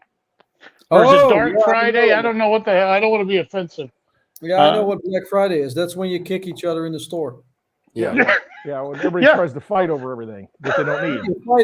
You fight to buy more debt. And spend money on it that you don't have. You fight to buy more debt. Yeah. That's Slide what that you do. credit card. Slide that That's credit for, card. that's for You fight for the YouTubers. YouTubers recording Walmart entry doors. Yeah, I think exactly. I think Black Friday is the Coliseum for the Federal Reserve. It is. It's kind of like that. I've seen little kids, and who would ever think to bring a 3-year-old kid to the front of the line and watch him get trampled? I mean, Well, and the mothers know, hey, whose kid is this? Because That there's only everybody, one item. The kid has to get an item. You got to get an item. you gotta learn it sometime. they just leave the kid kind of as a block, and then some people actually feel sorry, so they actually stop and try to help the kid, which causes the blockade. While the mother is like, Oh yeah, she's just carting everybody over. oh, I thought he was with his father. Yeah, so The father's in another state. Look, and Javier, in all fairness, if the kid dies, you just make another one. Hey, Yeah. that's the beauty Just of it. say, That's the magic. At least of you it. got I a mean, you discount. just- Yeah, little cheaper Christmas, maybe. Yeah. He's out. And I want OPP. Poor mother. Oh man. You're watching the Devolution right now. This is what we're going to call it, Devolution. That's And going all to be the name. fairness, though, let's just zoom out a little bit. Well, there was a lot going on this week A little bit. leading up to this. I thought for sure maybe there would be something interesting happening today. The thing is, they got to keep that money churning through this big weekend. So I don't think You need more more- anything. You You, gotta keep need that more money credit? flowing. You need more credit, Clint? No problem. No problem. Click of a Hey, mouse. Clint, we're going to give you 36% interest. No problem. Send it to me. Yeah, send it to me. Pretty Pay much. for it after Christmas. Pretty much. Welcome to America, baby. Hell yeah. Remember George America. Bush? We know how to do it. We What- just what are we print looking it. at? Let's look at the markets, Dave. What are we looking at? Well, I was looking at ZERP is at 62 cents. That's the next one I'm waiting on. What's that one? ZERP, Zerp. XRP. Oh, okay. And Cardano at 38 cents. Okay. But Litecoin probably at $69.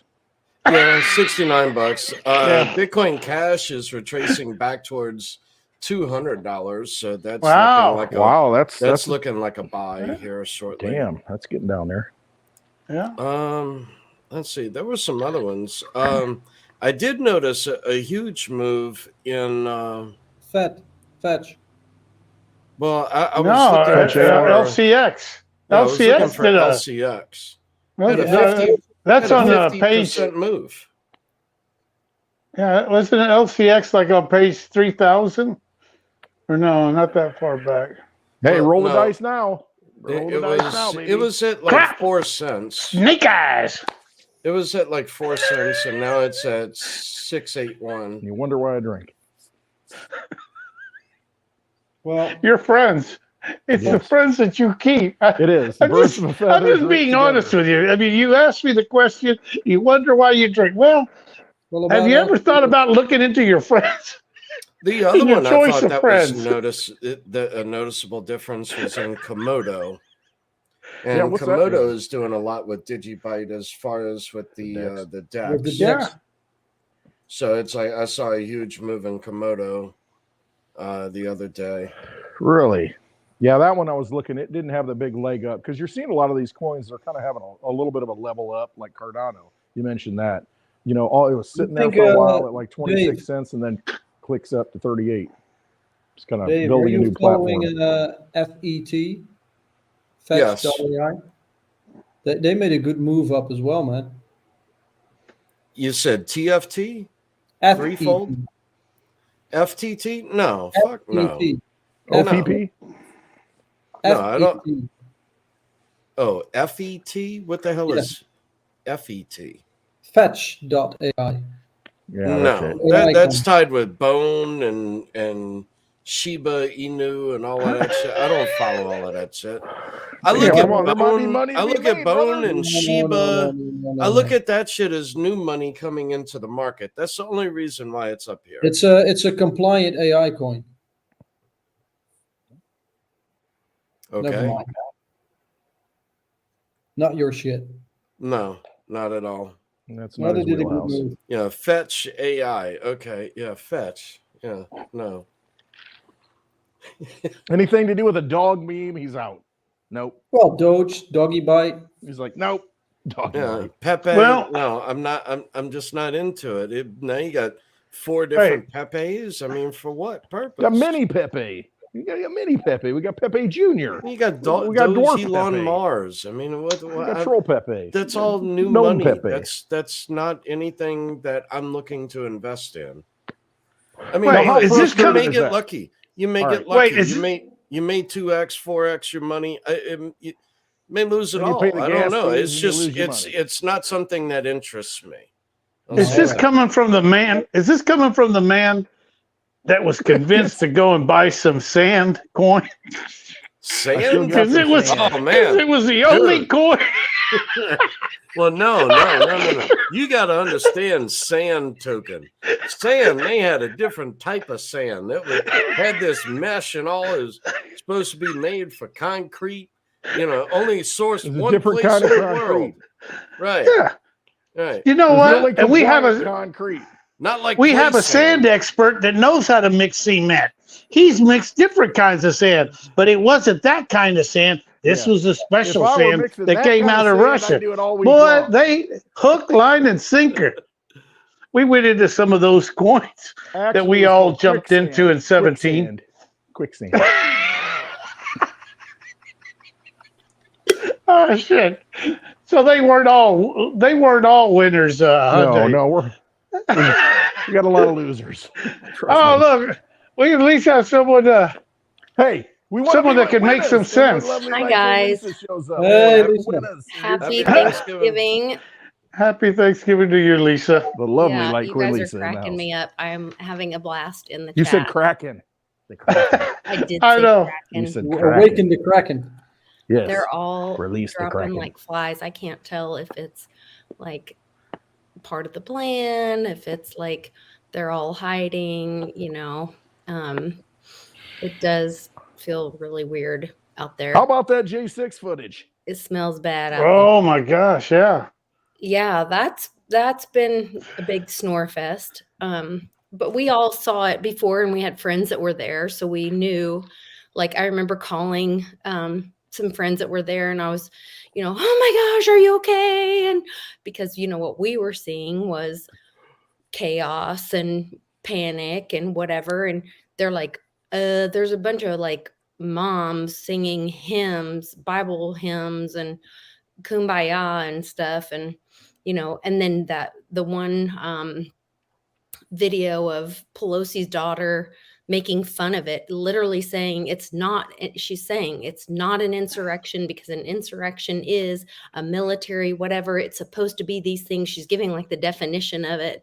And she's saying like, there's some dude out there smoking pot and a bunch of people walking around and whatever, like, you know, so is she right or is she wrong? You know, I don't know.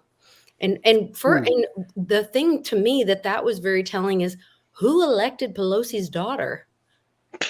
They elect themselves. They make their own rules. I Selection, not know. election. I just think it was more of the showing people what's really going on behind the scenes Yeah. and who I really think so. how much these elected officials are really puppets, and the people that are really pulling the strings. And we saw it with Feinstein. Say ye, all their handlers. Oh, I'm so glad it. Not so Feinstein. Yeah, not so fine. Yeah. Not fine at all. All I just want the horny hat. Like Yeah. the hat the dude the went. shaman's hat. He's running for office now. Yes, I hear that. Sure, of course. Why not? I mean, why wouldn't he should run all for run office? for Can you imagine if that good Yeah, dude was like controlled I'd opposition? run, but I don't know if my lungs can hold on that long. I don't know. I can't run too far. Yeah. Don't try running yet. You got to go talk to your doctor I'll be first. running a marathon to Run DC and they'll be anywhere. handing Just cigars walk to for my office. water cups. Just walk So- for briskly. Get a Westwood. Coke. Walk for office. What'd you Yeah, say, Steak? it's I couldn't hear you. Sorry, I'm out. Well, can you imagine if the guy that's running for office with the horns was actually controlled opposition from the beginning? Right. that would, you know what? That would I at can least see be that. funny, and I could accept that. You're like, ha ha, okay, this is all a joke or whatever the hell. Right, but when they But- replayed it, he wasn't doing anything of what they claimed. I mean, he Dude, was he going had- from room to room. He I mean, walked he was- around and he prayed. Yeah. hmm And they let He him get up had there and enough take guts to- pictures on the podium, and The it's just like, controlled oh, yeah, go up there. opposition were the ones that they bust in that were They were dressed like MAGA supporters that were Right. actually from Ukraine. Go figure. Oh yeah, that's why I left. They were I left fed. politics. And They and have all three-letter their agencies. they have their IPs or whatever. Like there's a whole thing. I think it's out of Georgia. They said I feel like I tweeted it. This week. I tweet a lot. Probably did. You guys know that. It's kind of a joke, but it's true. But I do have lots of good information. It's good information. It's very important. It's just all very important. Yeah, of course. Yes, Steak. Listen, because you were talking about running for our Senate, maybe if you Bring it. decided to move over here. That would be funny, So wouldn't it? Lisa can make you or break you. You Yeah. tell him, Lisa. I'm not American born, right? So it could never Wait, become. whoa, hey, have you heard about Obama? You're good. Well, I don't like We got a men. precedent. I don't like men. Don't worry, Clint, we can make it fit. We We it can work. make everything work. Ain't no but that's what problem. Michelle said. You pronounced it wrong. It's Michael. I'm Michelle. Michael. Oh, sorry. Anyway, I'm sorry, Lisa. But no, hey, fine. you've got it. You've got your figure. That's like I said. I go to my politics for you because I read it and I'm like, okay, that's enough. I don't. Or if not, think I'm of gonna it go as overboard. Politics, like so. We were talking we were at an estate sale, and we've gotten to be friends with some of the different companies and whatever because we go to a lot of them. And there's this one lady. She's just amazing. And anyway, but we were at one of the houses. And her husband was there with her. And she's like, oh, this is that lady I was talking to you about. And she's like, I want you to meet some of my friends. And my husband's working with me. And he's like, yeah, nope. My wife's been watching your show. He goes, I don't like politics. I don't want to talk about politics. He goes, but don't you come after my guns and we'll be all right. And I said, well, I don't talk about politics really. And I said, we just talk about like your constitutional rights and like that's what we talk about is like your freedom, having sovereign money, and you people not infringing on your rights, having assets in your own possession. He goes, oh, well, I believe in all that. And I said, well, I don't consider that like politics. So a lot of it is this word salad of like, when they Semantics. Westwood. When they brought up this whole, which part of that was the dumbing down and the politicizing, don't talk about politics or religion. Here we are on Thanksgiving, and this was the thing, oh, don't talk about those, remember the movie, it used to be that cancer was very rare. And now I think we probably all know someone who has passed or had cancer at this point. Now it's so common. And we should all wonder why that is. We should all wonder. Now there's a rate of children having ADD and Asperger's that's going through the roof. We should all wonder why that is. It used to be when we were growing up, when we were all kids, that was impolite conversation at the table. Now it's rampant and common. Well, I can actually touch on the mental disease part a little bit from like a scientific point of view, because it touches my profession. I work as a social worker for people with a disability, and there's not a lot of case studies on the rise of like mental disabilities, but the fact that they are rising is pretty significant. Globally, they went from 1% in the 50s and 60s to 1.8% for schizophrenia. And for autism, it's about from 1.6 to 2.3%. So that's pretty prolific.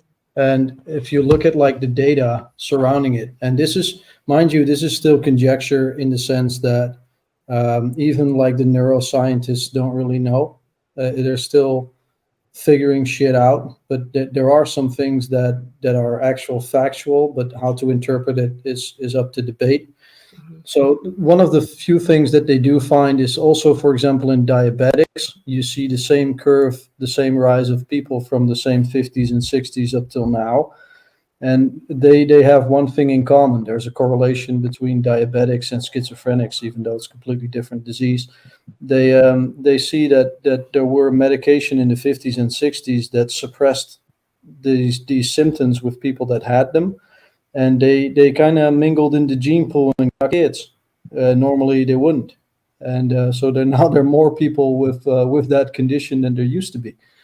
Because if you get kids, if you get pregnant with diabetics, or if you're really a full-blown schizophrenic, usually you're not capable of even having a relationship with another person, let alone having one where you become a parent. And that's one of the main conjectures. Selection thing. Yeah, and like with autism, devolution. Well, that's a funny thing you say, because if you look at like autism, you mentioned Asperger's, which is a term that's not really used anymore, but it's a spectrum, right? Right. And, what autism actually is if you take the brain as a physical thing and you fold it out, because it's folded on a neural cell level, it's folded out. You can actually cover the entire globe with one brain if you would want to. That's how fucking big it is. And so it's a very difficult thing to study because it's so minute, and the way it's folded with people with autism is actually different than what we would call, quote unquote, a normal brain. Now, one of the things that happens is those people generally, because autism is a spectrum, so at the very light end of the spectrum, it's very manageable, but at the heavy end of the spectrum, you have those people that sit in the corner with a helmet and bash their head to the wall the entire day. So it's very, very heavy. And in the light end of the spectrum, what we see happening is it's people that have what we call a broken filter in how they deal with the world. So it's very literal in that sense. So they don't, if for example, if you'd ask them, could you listen to me? They won't look at you, because they would say, I won't look at you because I'm listening. If I look at you, I'm also using my eyes, and it takes too much energy to also look at you and listen to you. So I'm just listening at you because I'm listening at what you're saying. They take it very literal, but it's also how the brain is wired. And for them, if you would have more autists than normal people, probably the normal people would go to a psychologist, or So it's just, is that devolution or evolution? We don't know, but we do know that it's very much at the high end of the beta spectrum, in the sense of like people that are thinking very linear or mathematical or logical. So in like university cities that teach STEM degrees, you have a higher level of predominantly we see it in females, a higher level of autism, but generally it's a more male disease. So, but we suddenly see it in women happening there too, and it's just as a higher percentage. So those things we do know, but if there is like a connection, in other words, are they fucking with our food? Yeah, of course they are. Yeah. Are they fucking with our Yeah, I was micro? going to ask you, was your study by nation or was it worldwide? No, it's Right, global. good It's question. global. It's global. But those Yeah, I would like to know who's those- having it more, because I know there's some countries that their presidents go, you will not allow GMO food in Yeah, but here or else the problem is that considered it's very, treason. the problem is that it's very hard to measure, and you want to have scientific, factual data because you don't want to just fuck with people's brain with a if you don't have ill intent, you don't just want to do that because you Yeah, want there's to hurt some them. environmental factors I would think involved. Yeah, of course, it's always nature and nurture. So yeah, of course. Yeah, It I guess isn't my point was that where we are now we're at Thanksgiving and what used to be considered, something very rare and improper conversation at the table, is now so common. And so then we were taught this political correctness in conversation. I think back to the movie Steel Magnolias and where she whispers like cancer.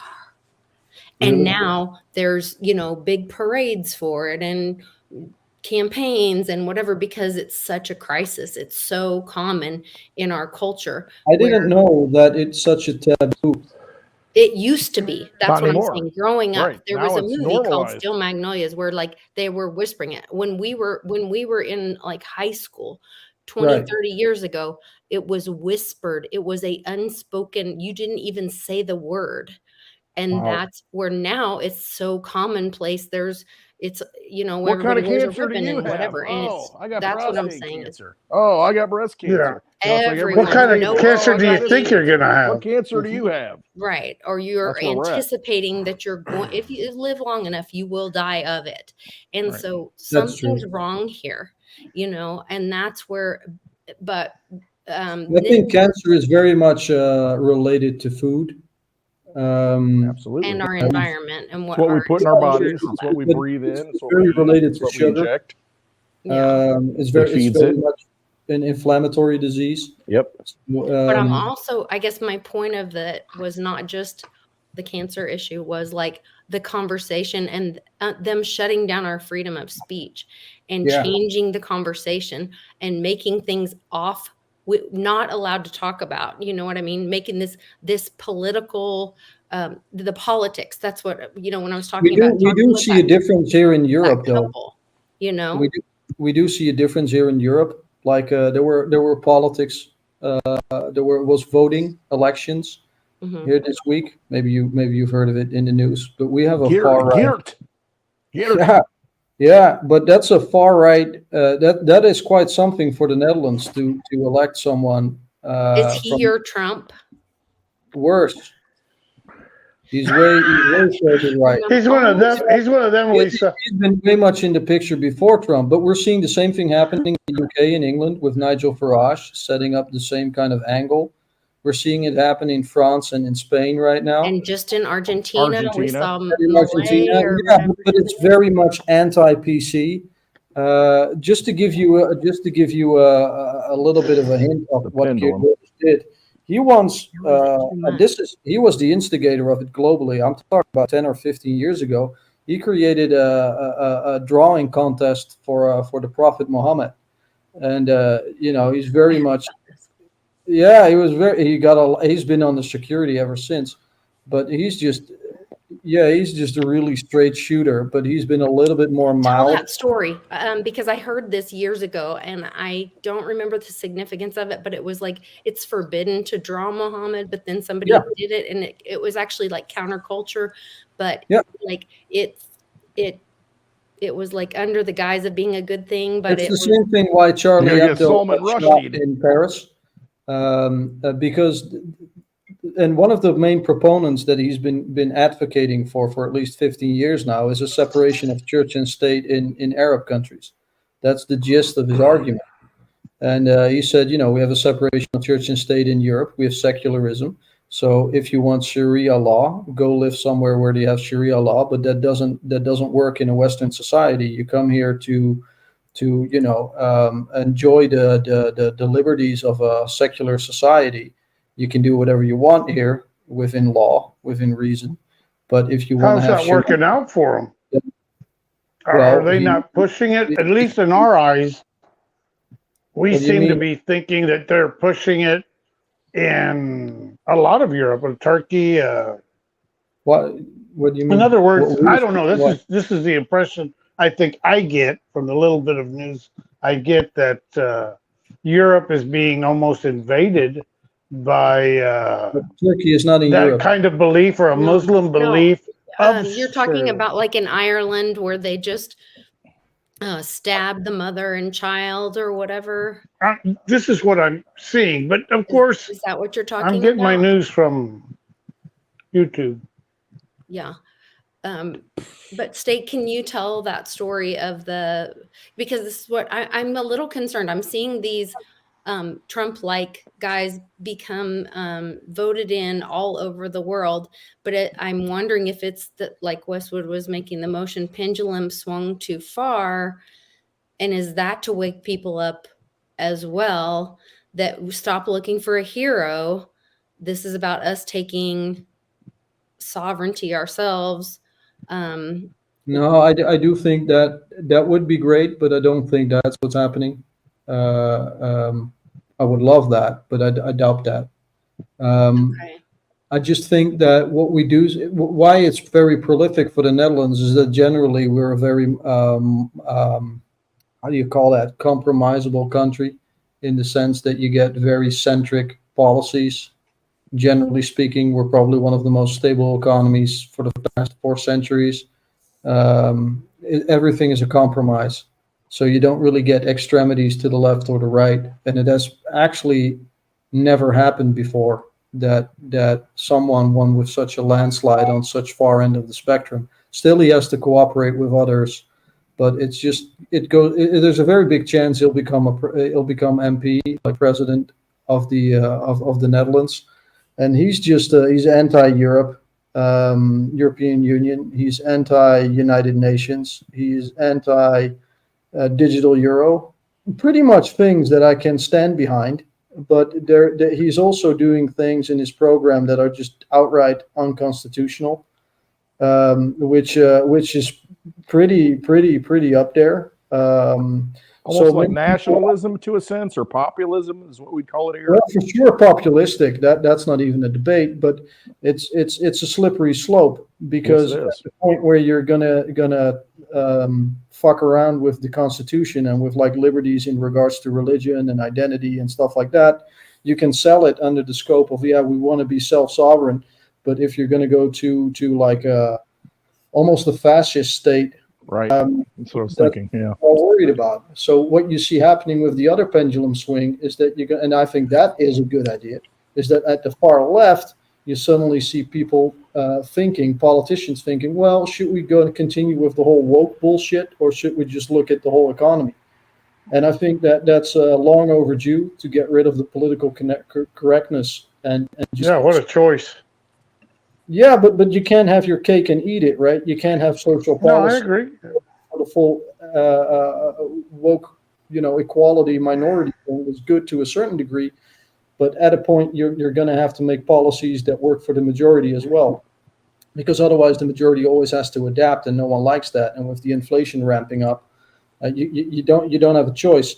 So Not here. That phenomenon. Not here. Here we do whatever they want. It could be against what the people think.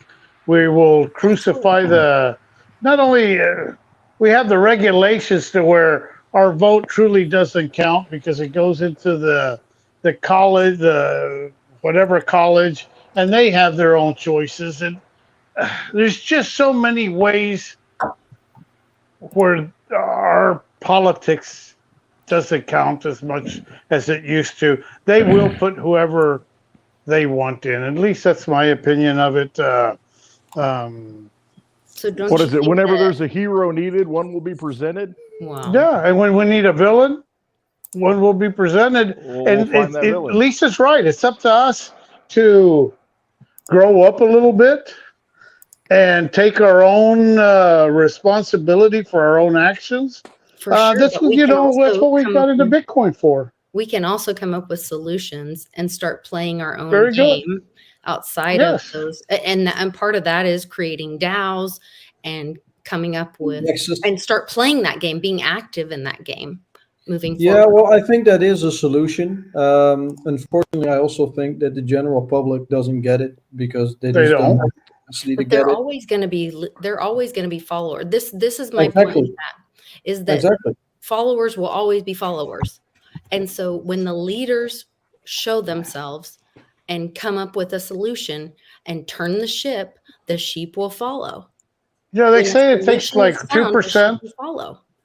It takes 2% or 5% of the population to convince or start to convince the others. And I think we're there. I mean, we're definitely. I know a great deal of liberal thinking people, and I'm seeing they're fed up. And these are lifetime liberal, democratic voting straight across the board. And they're starting to see the damage that has been done by put it this way, they see their taxes. They see, we Right. don't own anything. We don't, I mean, Right. They this see dream that I don't know. Wait till they see it, lose Boy. their bonds. what is the solution to that though? The solution is going to be F that. We need to get somebody new in the White House. We need to get somebody else to fix this stuff. Instead of, because I just got back from Thanksgiving and we're talking about all this, and oh my gosh, there's one gal there. Oh, don't talk about Trump. Oh my God, you're going to ruin the whole effing day. Okay, so we're not going to bring up politics. And like you said, Lisa, we can't even talk about it. We can talk about all this other bullshit. That, oh my gosh, Yeah, people are dropping left and right. Oh yeah, Henry died.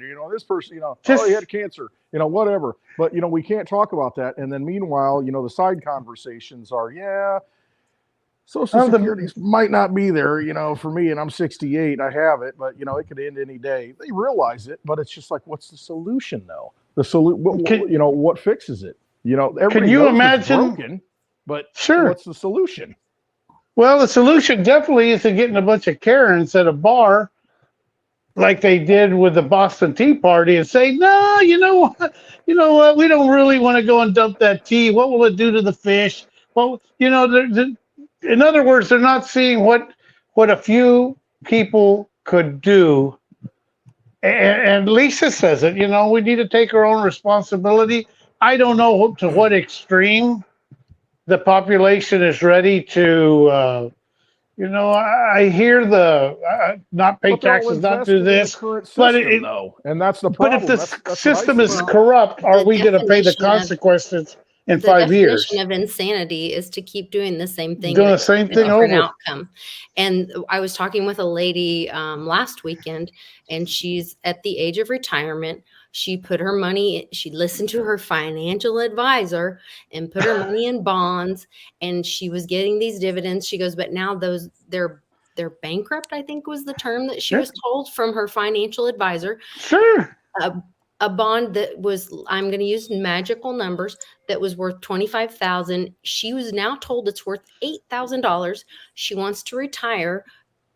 And I'm leaving off zeros. And she said, but now he told me just leave it in there. I said, of course he did, because he doesn't want, because that's how he gets paid. He's not going to tell you need to pull it out immediately and put that shit in silver and try to save what little wealth you have. And, because you're 65 years old and you can't go back to work and you need to, try to take care of I gotta pay for my place in the Hamptons, Let exactly. it ride. Maybe it'll go back. I went to a financial advisor once and I asked him, I'm a very simple kind of guy. And I go, let me ask you a question. Do you make money if I make money? And he goes, yeah. I go, do you make money if I lose money? And he goes, yep. That answered my freaking question. His loyalty is to the person that he works for, to the system, who writes his check.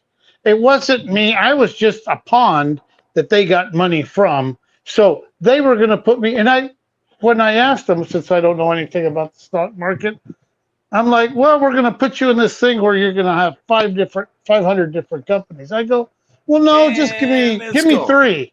Yeah, give me 3. And he's like, no, it's a lot less risky if you're in I go, no, because I can't keep up with 500. I can keep up with 3. If you mention the right ones, maybe I will, maybe I won't. I just figured out it was easier for me to have enough confidence in myself to go open up another business and make more money if that's what I wanted to do. And for me, I don't know, my red flag, my hair on the back of my neck stands up as soon as someone offers me money or something, and I don't even know the person. I have no idea who they are. That's a red sign. That guy, that was him. That was him. Well, Is that your friend? so that was last weekend. Then this week, the and I can't remember what they're called. It looks like cuspid, but CUSIP. Yeah, the IDs, Those letters or whatever come out. exactly. Yeah, And they start defaulting on these CUSIP yep, things. it just goes to 0. And they start not paying these bonds. And so they're starting to default on these bonds and not pay the bonds as they're coming in. And I'm like, oh my God. And so I sent that information immediately to my friend who introduced me to this lady. And I was like, you need to tell her to go into that guy's office. I said, no, I'm not her financial advisor. I'm just sharing information that this just got defaulted on. And they just didn't pay it. And I can imagine they're going to do some more of that, but she needs to show that to her financial advisor and rub that in his nose say, no, she needs to go in there with a lawyer and go, get me out of it today. Yeah. So, that's the kind of stuff where like when the baby boomers who this all happened under their nose, the baby boomer, the greatest generation, that whole thing, right? Or wait, were they the babies of the greatest generation, right? The baby boomers, right? The greatest generation were the adults that came back from World War II, and then they had that was my generation. Yeah, and then Javi's generation. Yeah, thank you. You're the baby boomer, okay? Yeah, and so so then you guys are that big chunk of people that Social Security can't pay. We have the money. All that. You ate all the money. Yeah. Yes. And so that's where like it's not there. There's no there. And no, there's no there. We took advantage of everybody. We were promised. We were also given a bunch of lies to where it would. Yeah. There was a time where it was like 1917 where you couldn't pick her on crypto. You couldn't pick her on stock. We were making 13% on a CD. We knew that if you made $1 million, you could retire for the rest of your life because you had $70,000 coming to you. I mean, it was a good thing. Saying that where he says they set the rules and then they changed the rules. And then you couldn't win. Now you can't. Yes. And now, Steak, why don't you talk about our pension funds? I think you know a little bit about them. Vampire Casino. All right. Yeah. Is he snoring? No, I'm here. He's doing his I thought you were snoring because we're going to make fun of you. I wrapped everything up. I'm still listening. Oh, good. Okay. So that's good. The pension funds. Yeah, look. You had the money. What is it, Clip? It's gone. It's gone. And it's gone. Yeah, look, I don't think you ever had it. No. Yeah, no, we didn't. And it's an illusion. It's the money, stupid. I think that's what they said. It's the money, stupid. Yeah. Dave does that one really good. It's about the money. Yeah, Go ahead, Steak. I'm sorry for interrupting. Too much tequila. No, not at all. No, but you're right. I mean, like, we have to socialize the losses again. I mean, it's the same old script that's happening. I mean, we privatize the profits. Some motherfuckers get rich again. Richers get richer. And then we have to pay for it. Then where's the money? There's no money in the system if there's no liquidity anywhere. I mean, Europe's on his ass. China's on his ass. The United States is on his ass. No one can buy it from one another. Japan's on his ass. So where does the money come from? Well, the only place it can come from is the pensions. And if you look at how it's set up, kind of makes sense because the pensions hold the shit bags and they hold the zombie companies. Zombie companies, they don't have a livelihood anymore because they don't produce anything and the interest rate's gone up. So they don't have a business model anymore. So when the liquidity dries up, the first companies to go bust, which means the pension funds go bust. And that's great. That's great news for the BlackRocks and the Fidelities and the Berkshire Hathaways and the Vanguards because they don't have to pay. And what are they going to be holding? They're not going to be holding the bag. What are they going to be holding? The younger generations will be super happy because finally those baby boomers, they get their... F them. Clint, Clint, this is what they're going to be holding. Yeah, be holding their ankles. That's what they're going to be holding. Yeah, but the sad reality is that apart from the fact that it's a good thing for real estate because that's the only asset that the boomers have that they will have to sell at a certain point, and then younger generations can actually have a house again and maybe increase the birth rate. Really? Is that As long as they want to live in a small little shoebox, yeah. There's no way this new generation has a chance at that. no? We spent too much money. We Not what I printed wanted too to much say. money. It's not what I wanted to say, but it's sorry. I think that for look, if we make a lot of money in commodities because we're positioned in that comes at a cost for some people in society. So at the time that we're celebrating when the price goes through the roof, what we're waiting for actually means that other people get the bill. So I think that's something to acknowledge and to remember when that happens. I mean, when we see our Bitcoin go to 2 million and our Litecoin go to what, 20,000, and your DigiByte goes to $10, $60. or maybe 100. I mean, everyone's probably happy as fuck and it's party at my place. But at the same time, we're going to see maybe a decrease overnight, a devaluation of 25% of the US dollar and 50% of the euro. That's maybe what we're going to see overnight. And you'll be celebrating, but a lot of people will be on the fucking street. And I think it's just good to know that you should That's be an aware. ugly world. Well, don't celebrate too hard, right? And you don't want to draw too much attention in the beginning. It will blow over like it Well, blew that and then into what other assets to diversify into, like other equities that are also involved in the crypto market. Dave, that's how they say, you never sell your Bitcoin. And it's the same thing for the other proof of works. I mean, you're already in it.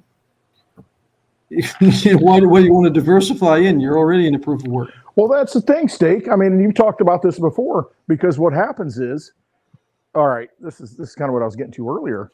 I mean, these big players aren't going to lose. And so what are the assets they're going to hold going forward? Now, they've been holding real estate. They've been pumping the price up because they get the money first and they can buy up all the real estate, make it harder for everybody to buy it. Oh, well, we got it first, for $100,000. Now it's $200,000. And you go get a loan for 50 years and infinite mortgage. And so they play that game. But here's the thing. As we transition, what are the assets that they are going to be holding? Everything. They've already told us. They're going to be holding so let's look at that. everything. The monetary assets are going to be holding. If you tokenize everything in the world and you put that tokenization on an immutable ledger backed by a hash rate that no one owns, and we can debate on like fundamentals, but I think it's just going to be a harmony of a few projects together. And if you own that whole market, then you don't need to trade anymore. You don't need to. Those are the assets. Yeah, because you don't need to go from I need to build the assets to do this, and then you no longer need volatility in the market because you already own it. So what I'm saying is you have like this death of social upward mobility, and you have like this caste system. If you're rich, you're just rich into perpetuity, and if you're poor, you're poor into perpetuity because you don't have the ability anymore to have social upward mobility. You don't have that.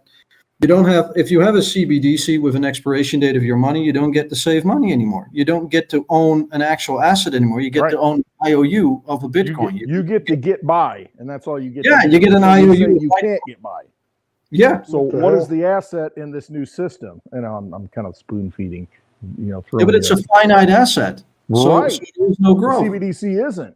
What's a finite asset in this new system that they're engineering right now?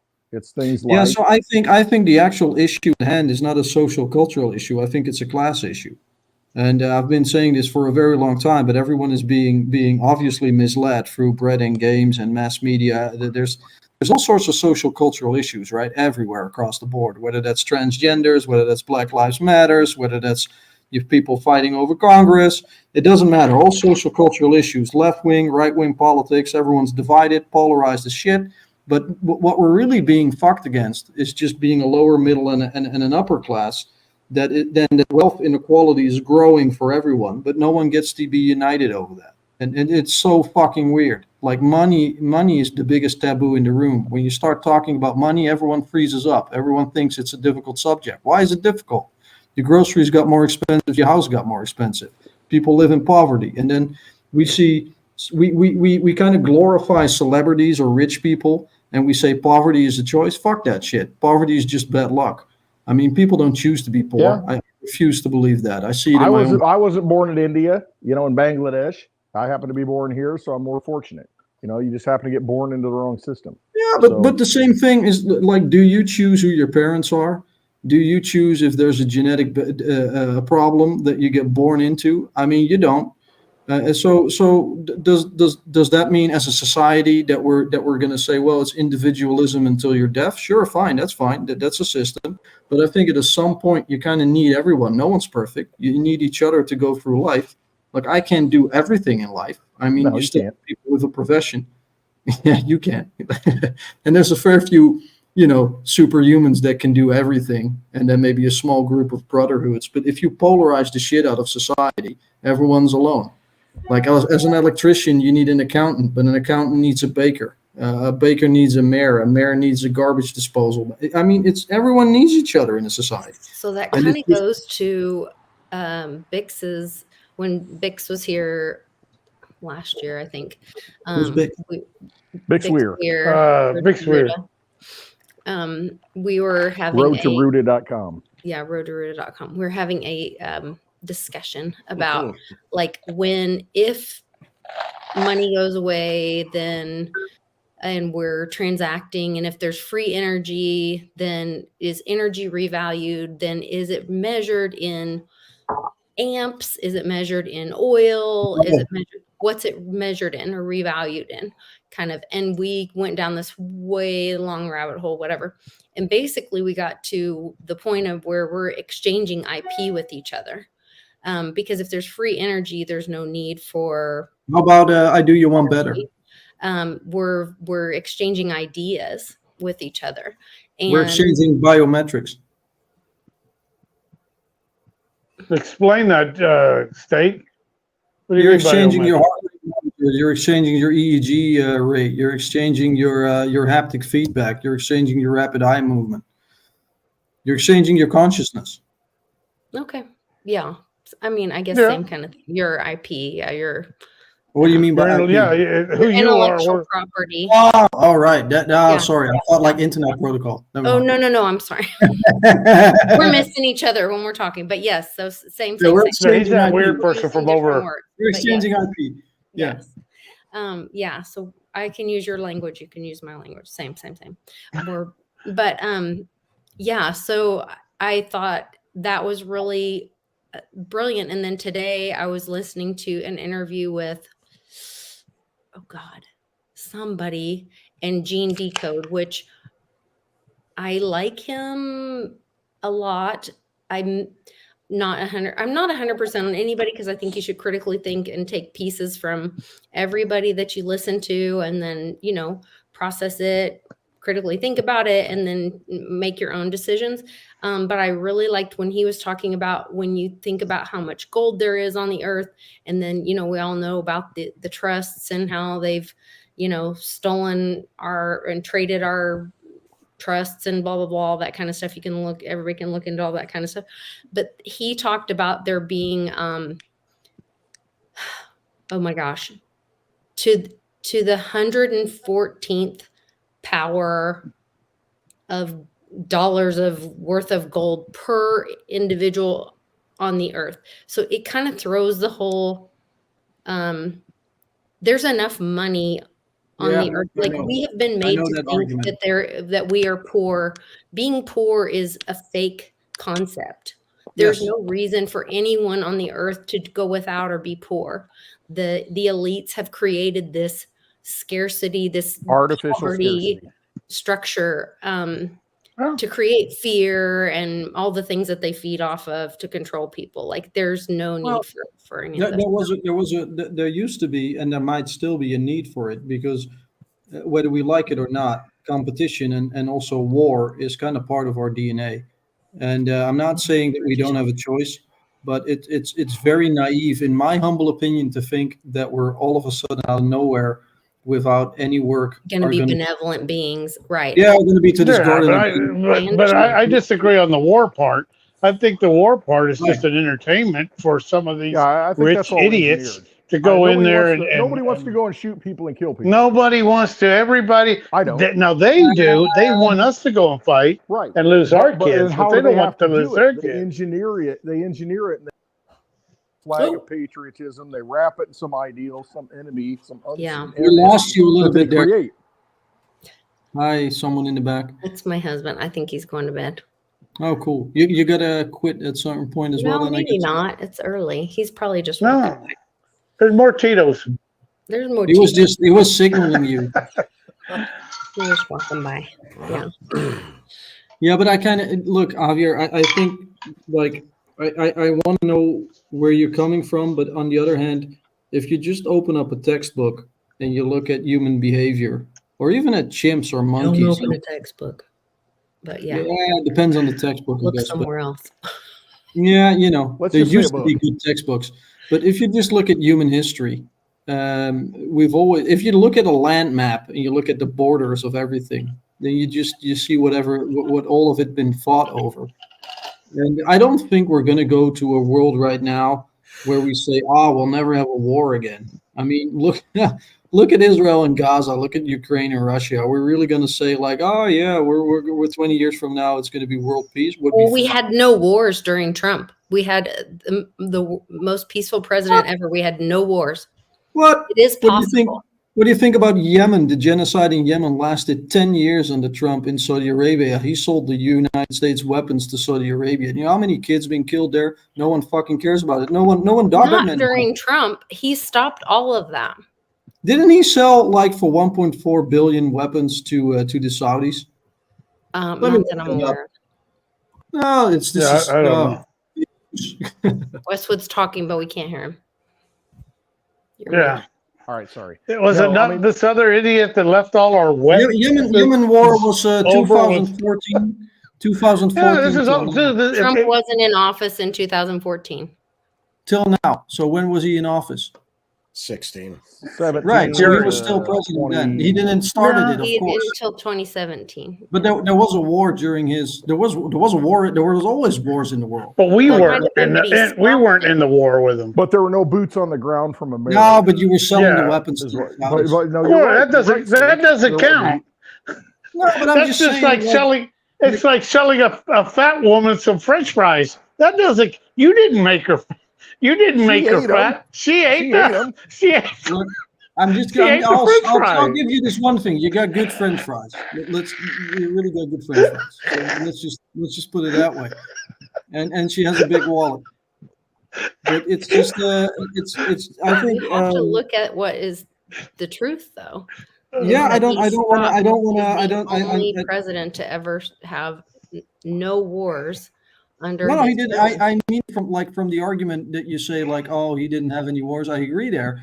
I completely do. It's just to the point that there were no wars at all, like in the world. There's always been wars, right? And I think there will always be wars, and maybe there are less, at least now, than there used to be, like in the global picture. I don't want to make it about Trump or the U.S. in general, but if we're talking about what you said earlier about like IP, and we go into this world with AI, with infinite robotics and strength and infinite energy and infinite intellectual power, and then where do we debase our currency in?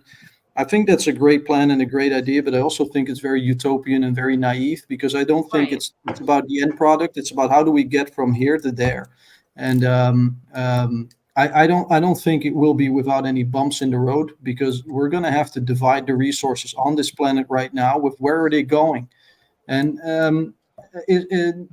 very simple things like rare metals. they're called rare metals for a reason. Like 80% of cobalt comes from the Congo. Do they want to sell to Europe, to China, or the United States? So just last week, no, a few days ago, this is also another lie that's being told. They're only mined certain places because traditionally they're mined those places, and a lot of it is because of child work laws and exploitation of children and different things. And so just last week or a couple of days ago, Sarah Sanders Huckabee started mining lithium out of Arkansas. And but so that's not once cobalt, we understand that the earth is plentiful everywhere and that we can mine whatever we need in the earth, wherever we are mostly, and that we have free energy, we have what we need, and that we can stop, then we can stop fighting each other. We definitely have Lisa, free energy since Tesla, the first, not Tesla the car, Tesla. We've known about it. I know. Yeah, Nikola Tesla. So we've been. There is a few people that control this world. Can we stay with like the rare metals? Like I agree with when you talk about like lithium. I think like yesterday or 2 days ago there was another copper vein found in the U.S. that they stretches just had a big Canada. copper block today. Exactly, but that's copper and lithium, which is great. Don't get me wrong, but it's not cobalt. And and what's cobalt used for? Cooling. Better. Okay, cooling. What I guess for the industrial purposes right now, what's cobalt used for? Everything that heats up needs to be cooled, and cobalt is the best. So why do you think that couldn't be? What are found the things that somewhere need to be heated up though? Because we haven't, Lisa. We haven't. But they haven't tried to. Like, well, maybe you're right in the fact that there are some secrets that they haven't let us into. That could very well be true. I'm very open to that. But so far as we know, 80% of the world reserves of cobalt come from the Congo. And that is the area where it's mined, mostly also in some neighboring countries there, like Mozambique, a little bit of South Africa, Tanzania. Mm-hmm. And that is a very, very big bottleneck of everything that's electric. Because we aren't just going to go to solve that cooling issue. I mean, maybe like a few months ago, we had that LK99 craze with like that superconductor that could be created. Yeah. If something like that would exist, that would be phenomenal, and you would no longer need it. Maybe there is such technology. Yeah, maybe there is, right? Okay. Maybe there is, and that was done with copper and lead, if I recall correctly. But they couldn't recreate it. And if that would be happening, that would be like on the level of the transistor. It would be a phenomenal invention. And maybe they're blocking the copper. Yeah, to Lisa's defense, they've always made it. No, I'm not saying by no means, but I'm just saying, just to hash it out, they've always made something scarce. Put it this way, there's plenty of silver in the United States. It's right next to where all the silver comes from Mexico. It's just not worth us paying the price of silver, even though we are paying a huge premium on that silver. In other words, there could be more cobalt, but they're not going to do. Let's go with the De Beers. De Beers allow the diamonds only to be coming out of this particular area. The scarcity is what gives it the value. You're talking about an IOU, and I'm talking about an actual asset that you need to put into something. You cannot put a piece of paper in a computer and say it's cobalt because I say it is cobalt on the paper. Yeah, but where else has it been mined? Where else have they looked for it? No, let's hash this out a little bit. Hang on a little bit. So cobalt, I mean, it's needed for cooling. What's it needed to cool? I guess everything that's electric and gets energy heats up. So if you make every device smart with like a sensor and a semiconductor, you need to cool that. So every device with a semiconductor from like ASML or TMC, or everything with like a sensor from Honeywell, all those companies, by the way, great to buy bonds when the commodities go up. I'm definitely going into that shit. Are they engineering? Here's the thing. Let them figure it out and buy the cobalt, right? It's not going to be me. Right. But the thing is, are they engineering that future for us and saying this is the way we need to go? Because in the United States, we have an agenda. Everything needs to be an electric car by 2030. Okay. Yeah. So we're going to need this, and this, and this is where do you have like diesel trucks in the U.S.? Absolutely. Oh yeah. Yeah. They're already big ones. They're already no longer allowed in big cities. Yeah, but Well, why? that's Who sets strange that because agenda, though? Toyota and Honda just canceled their contracts for building electric cars, and GM just shut down their production here as well for building electric cars. Same here. You know what we're going to do? So that's my Big point. trucks? They want to take everything we're gonna electric do? because they can control We're gonna it. go They want hydro. everything digital because they can control it. I agree so with they you, need these Steak. resources. I agree with you. Hash Yeah, it we're out, going Lisa. hydro. Hash it out with old Steak. I think that is where we're going. I We're think going hydro. everybody's having this argument over here about Nuclear, gas gas, diesel. and diesel and electric and all this. And meanwhile, hydro, we're going to go to hydro. We're going to In go the EU, we're going and or hydro. nuclear, And fission. but clean nuclear fission. Yes. Or is it fission or fusion? I can't Fission. remember. Which one? Fission. Fission, the clean one. Yeah, but that takes at least, like, the technology isn't there yet. Well, 20 almost. years. It needs funding, but that's just, funding is just a matter of an autograph. It's a matter But of see, that bullshit. becomes The dollar's worth exactly that nothing. becomes political. So, What's yeah. the agenda? And because The agenda is control, because the companies that No, I own the know. oil market, they own the patents for the new energy as well, because they bought it up I know long they ago. Yeah. It's the But same. what was That's wrong it with comes down to. nuclear? That's why we're drilling. That's why we got to That dig is up the cobalt fission mines and use hobby. child labor to Yeah. have Is it? cobalt to do Okay. the thing that they Yeah. want us to do. It's Is splitting. that the right thing to do, though? It's clean nuclear. Well, Clint, Clean the thing nuclear. is, Yeah. the thing isn't whether it's the right thing to do. The thing is, they're doing it. Right. They and don't that's give. the They don't point. give a fuck if it's the right thing to do. If we get lead I know poisoning, that. I know that. And microplastic so poisoning, that's why maybe you create these nanotechnology problems poisoning, because there's you a know, fuck top-down it, you do. control mechanism. It's not a free market.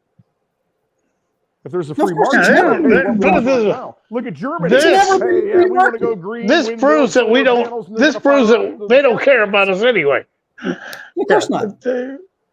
Everyone had a choice.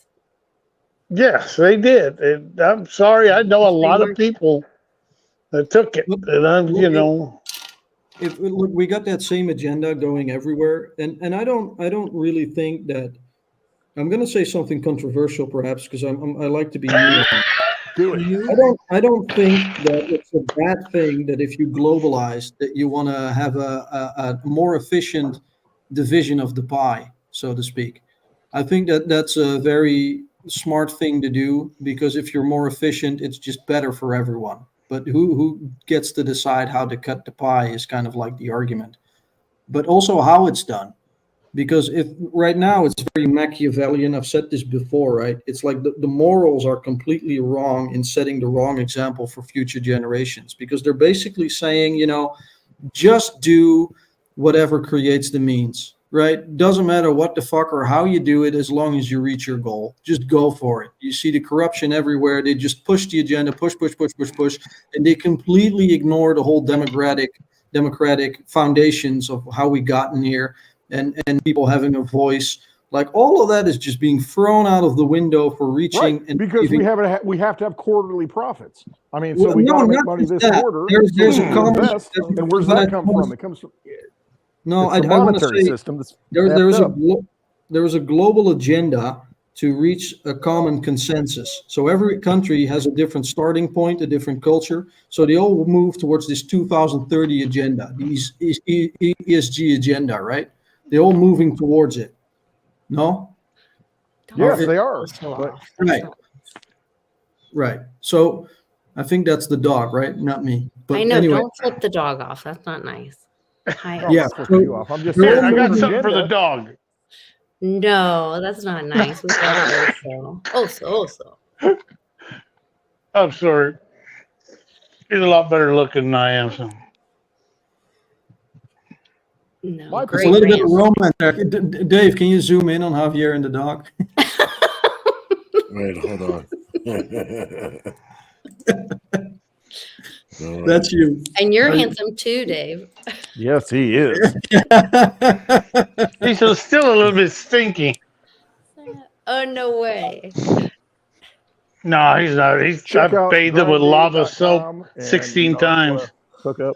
Right. He looks good.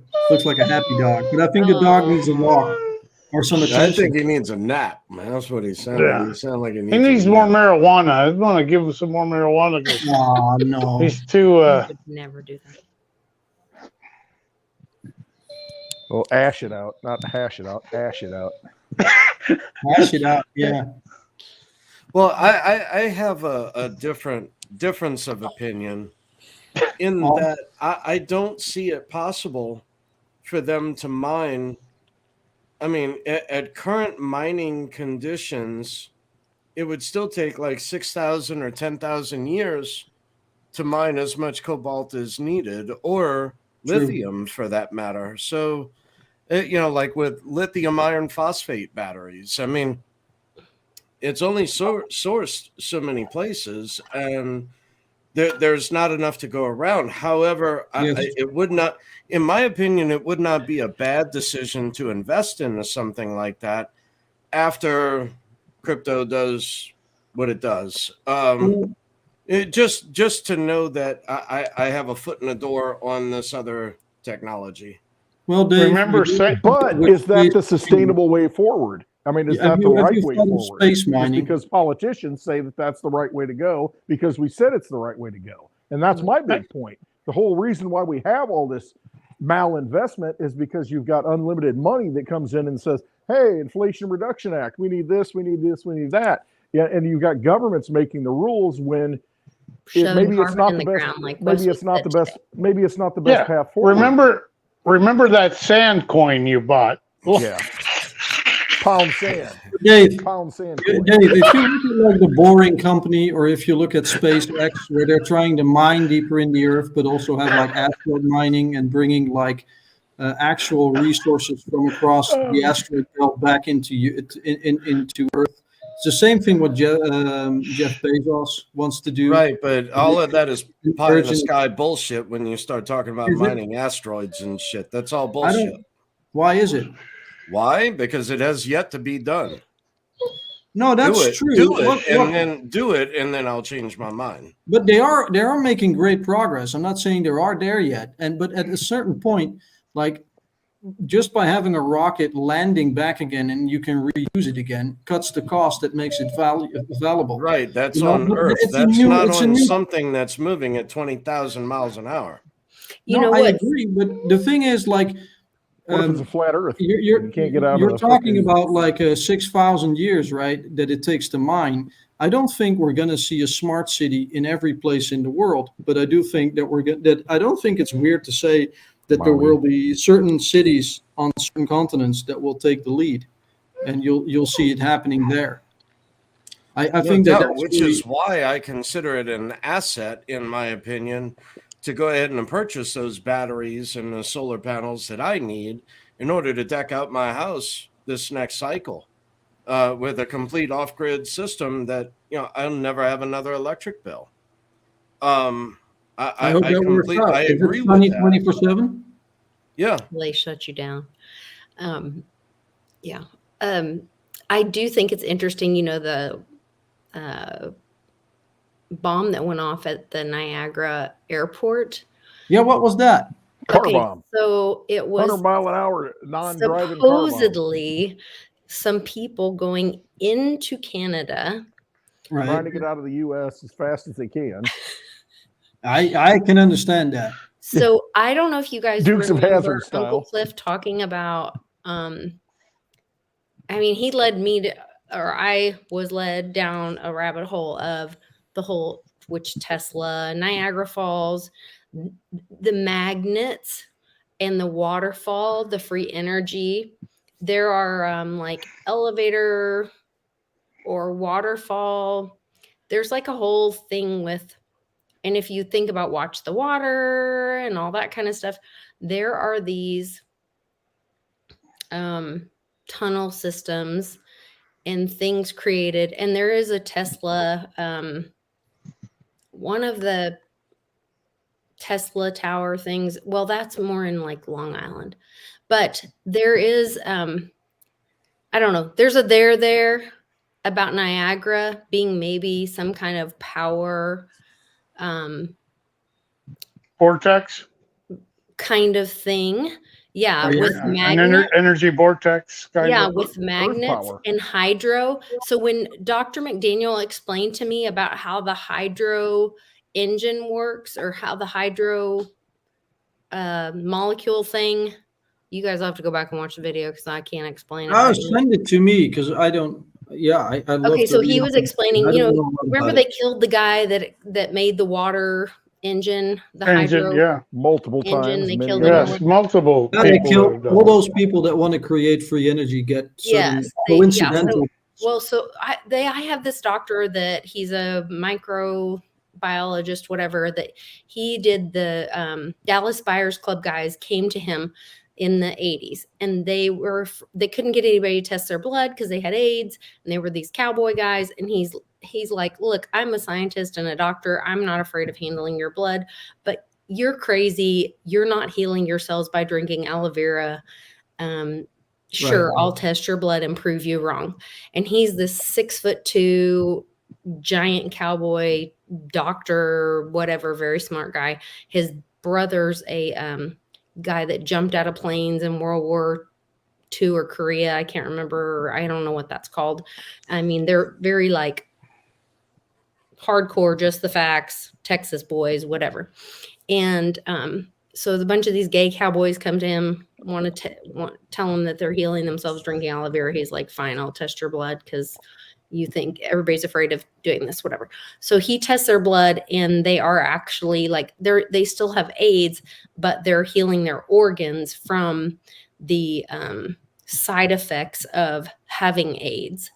And so anyway, long story short, he develops this product with some other doctors through this company and whatever. So now I do the show with him and we're selling this product, New Eden and whatever. And so we've been doing this series. It's his life's work. He's almost 90 years old now. And he just wants to get this information out. He wants to help as many people as he can. He wants people to understand that your body can heal itself when you have proper nutrition and all this kind of stuff. And so he's trying to get this information out there and I'm trying to help him by documenting it through YouTube and whatever. Ooh. And so then he starts talking about education and he's talking to me that I think it was 2 weeks ago or whatever about this hydrogen molecule and how, because he's a microbiologist. So he's like, well, the water and then you put these magnets and then it pulls the, oh God, you'll have to go watch the video. Cause he's like, takes from the nucleus, the hydrogen, the 2 water molecules, the H2O, it takes the 1 molecule. If you take the polar opposites, then it takes the 1 molecule away. And so then it makes it, combustible. Dave can probably explain this way better because of all his car stuff. Well, I was thinking the more hydrogen, the more volatile. So yes, it makes it volatile because when you engage when the magnets get involved, it disrupts the nucleus or whatever of the cell and it moves the hydrogen around or whatever. It moves the water away and disrupts and so because it makes the molecule, so the molecule wants to bang and be correct or whatever. Does that make sense? Well, I don't know how it wants to be in balance. I get that part, but I don't know. The Earth wants to be in balance. I mean, it really does, and that's why you have lightning. Anyway, strikes. You should go watch the video because he does a much better job explaining it. But it makes it fire. So it makes it volatile because it wants to be in balance. That's an interview you had? Yeah, I'll send you guys the link or whatever. But yeah, thanks. I will. At the very beginning of it, he talks about the hydrogen molecule and how that, and I was like, oh, that's how water sets on fire. I never understood how that hydrogen engine would work. Like, how does water set on fire, or whatever? How does water make an engine fire? And so he explained the science of it in the beginning of this video. Yeah, it's separating the 2 molecules of the hydrogen from the oxygen. So that way then you have the hydrogen, which is a combustible substance. Yes, that. So it starts as H2O, but then it makes it hydrogen with these magnets, with the poles switching. And so with that, it makes it combustible. And then combusts, and so then you have the hydrogen engine. And so I was like, with the water as the byproduct out the yes. tailpipe. Instead of having fumes go off, you have water as the offset of the Or oxygen. engine, or oxygen. Yeah, it's oxygen. yeah. I mean, you Or got oxygen. you got pumping into the hydrogen atmosphere. and you've That got way you oxygen. don't have to have CO2 pipelines like we have here in Illinois. They're trying to pump CO2 into the freaking ground because, oh my God, CO2 in the atmosphere is a bad thing. Holy crap! Yeah, We got to pump Might into the feed ground. a tree. And to straighten something out, I think those gay cowboys were from Illinois. They weren't from Texas. No, they're from They Texas. probably were. It's from. Probably were some It's gay okay. cowboys. That's their own business. like an They're not oxymoron. asking somebody else to get involved in something else. But I mean, but it's just a very interesting story, and it's amazing that like all this kind of stuff is just being withheld from the world of like. Yeah. Basically, what you're saying, it's everything is bullshit. Science. Everything's bullshit. So everything they're trying to pump, everything they're trying to do, everything they're trying to paint to us, everything they're putting on the screen is bullshit. I mean, that's really what it is. Hey, we're going to have electric cars. Well, we need all this. We need cobalt. We need lithium. We need all this stuff. We need slave labor to make all this happen. And guess what? It's the most unsustainable, fire-driven, can't put out thing. I'm not a fireman, but I know, when the car catches on fire, you can't put it out. And fire departments are saying, F it, let it burn, because we can't do anything about it.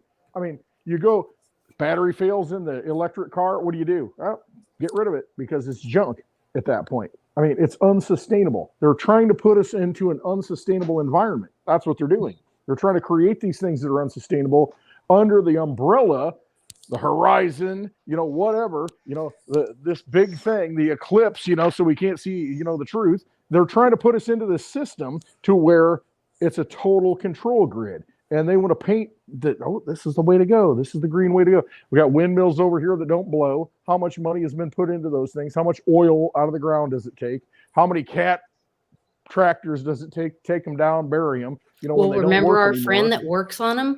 Give me a break. Yeah. There's a diesel motor in every one of them. Absolutely. They got to fire it up. Can't start without that diesel motor. They got diesel engines over there to make sure that, we got to have the diesel engine to fire things. I mean, give me a break. I mean, all this is bullshit. Bullshit. Yeah, the ones in South Texas are all broken. It's an illusion. Yeah. All of it's an illusion. And they want to create this scarcity, and they want to put us in this control system. Sure. It's about the money. It's about the fuel. It's about the energy. It's all the same damn thing. And that's what they want to do. You remember Winter Blend, Winter Blend fuel, and Summer Blend fuel. Gas-fired mansion, in Tennessee. Give me a break. I mean, all these people are nothing but frauds. And when you wake up to that point and realize that you're paying them out of your labor, and you're giving your energy to them so that they can make decisions for, 2030, 2040, whatever agenda they want to put out there, while they fly around in all these jets that run on gasoline. I mean, come on. Okay, I'll tell you what. I'll buy into this whole narrative when you guys fly in electric planes to get to Davos. Yeah. We'll see how that goes. Well, how about paper Public electric planes? Have fun. Dave, solar-powered planes going to Davos. Javier, Clint, Lisa, it's 1:30 here. Are you bailing? I'm gonna bail too.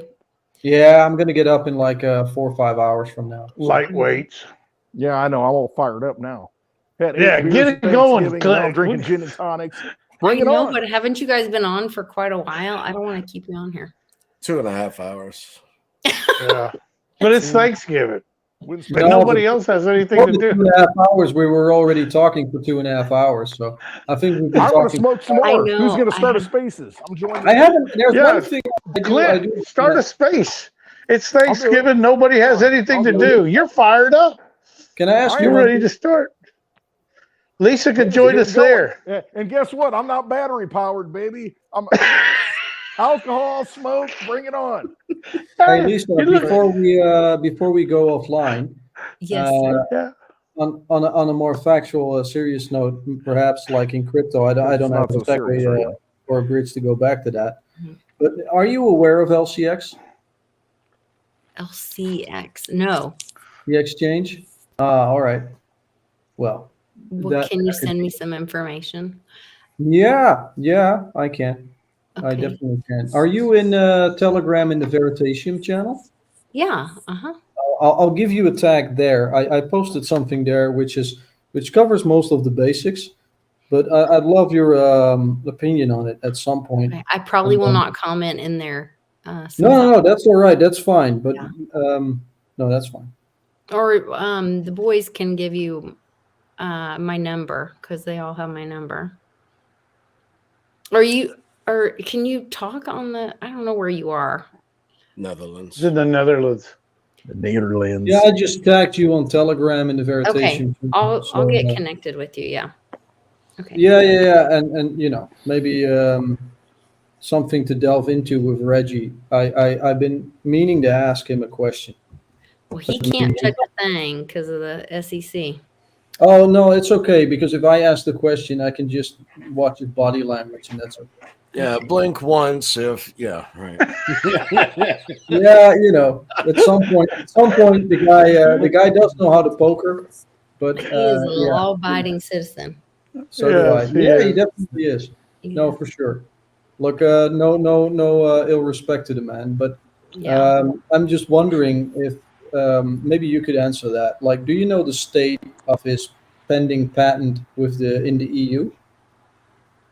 I don't know in the EU. I know he has what, 2 or 3 now in Japan. I'm not sure. He's got 2 in Japan for sure. And 2 he's in got other ones working. From what I've understood him saying, he's got stuff working in other places, but he's been kind of vague. And, he did get attacked in Jamaica by Right, but no news some on of the EU. same people. So I don't know. Okay. And then he has the US, and then Yep.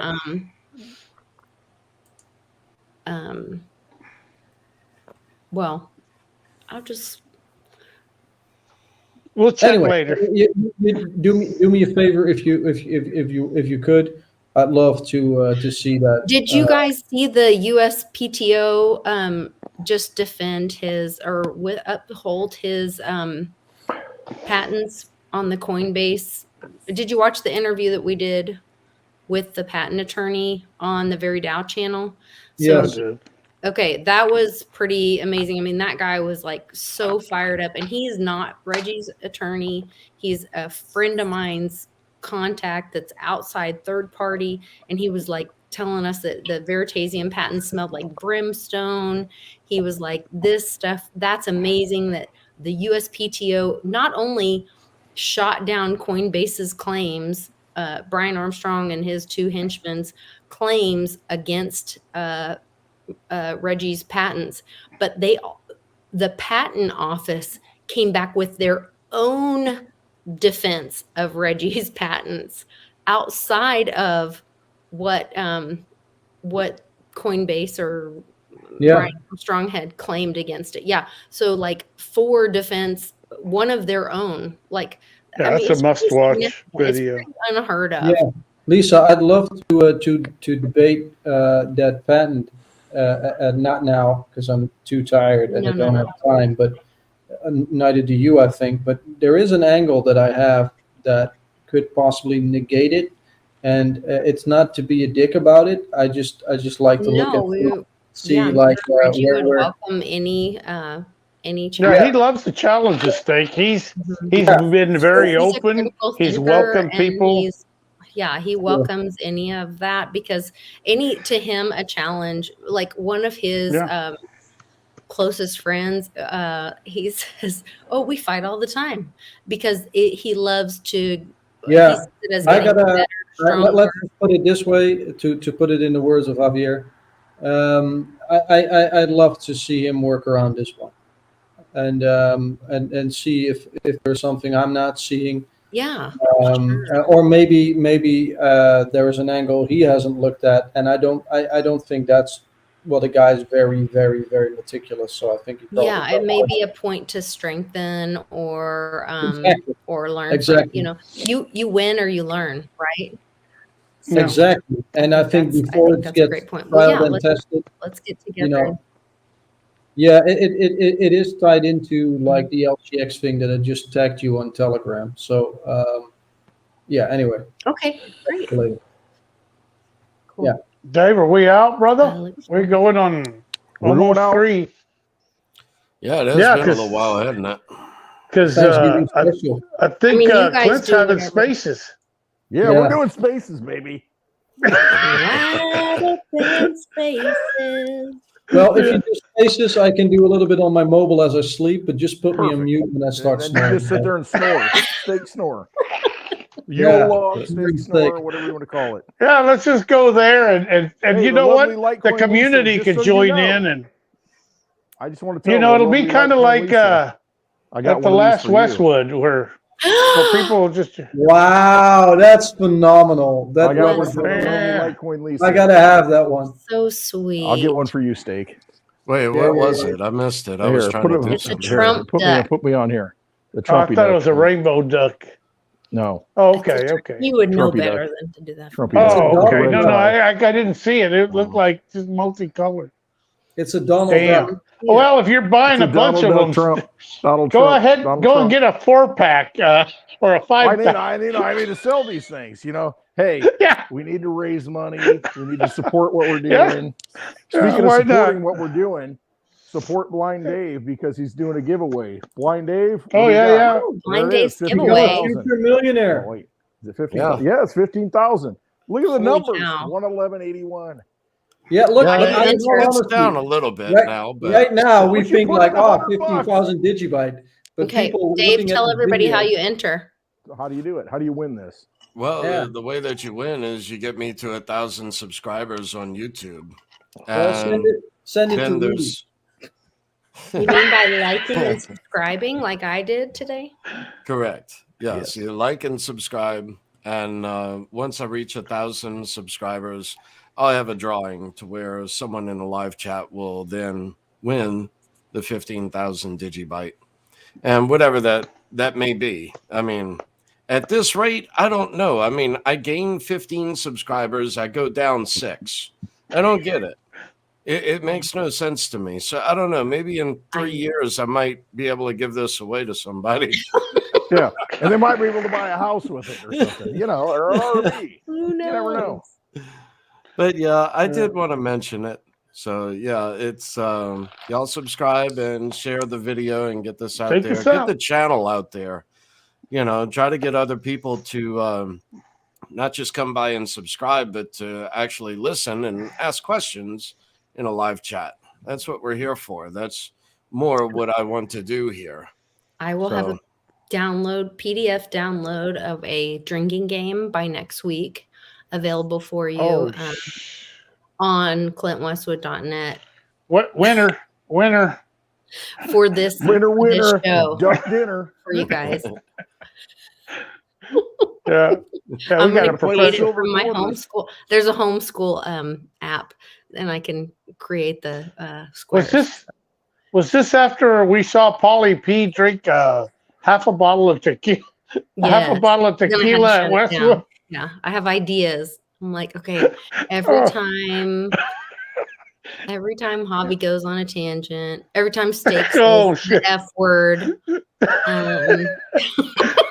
Oh, no, I Oh, we're in actually trouble. got We're in a trouble. recommendation. I got a Yeah, recommendation for a drinking game during Christmas. yeah, Oh. What you do Yes. is you put Lord. you put two Christmas hats at the top left and top right corner of your television, and whenever there's a head coming in from one of the either side, you have to drink. what? So you get You those lost space it. coming from Every time you see a This Santa must Claus, be a you UK get a shot. thing.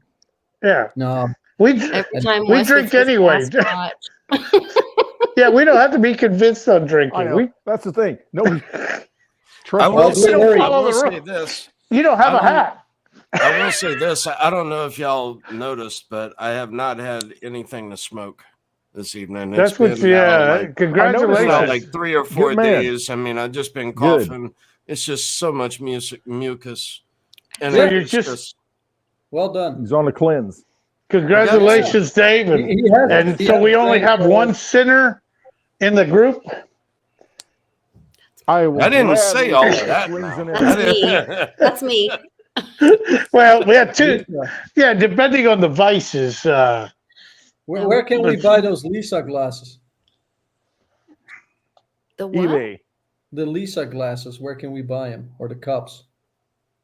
Oh, the Oh, red cups. I'll make Lisa. you one and Lisa's send it got to an you. eBay channel. The I'll eBay get store I'll get Oh. your address, Steak, and I'll for send steak you. only.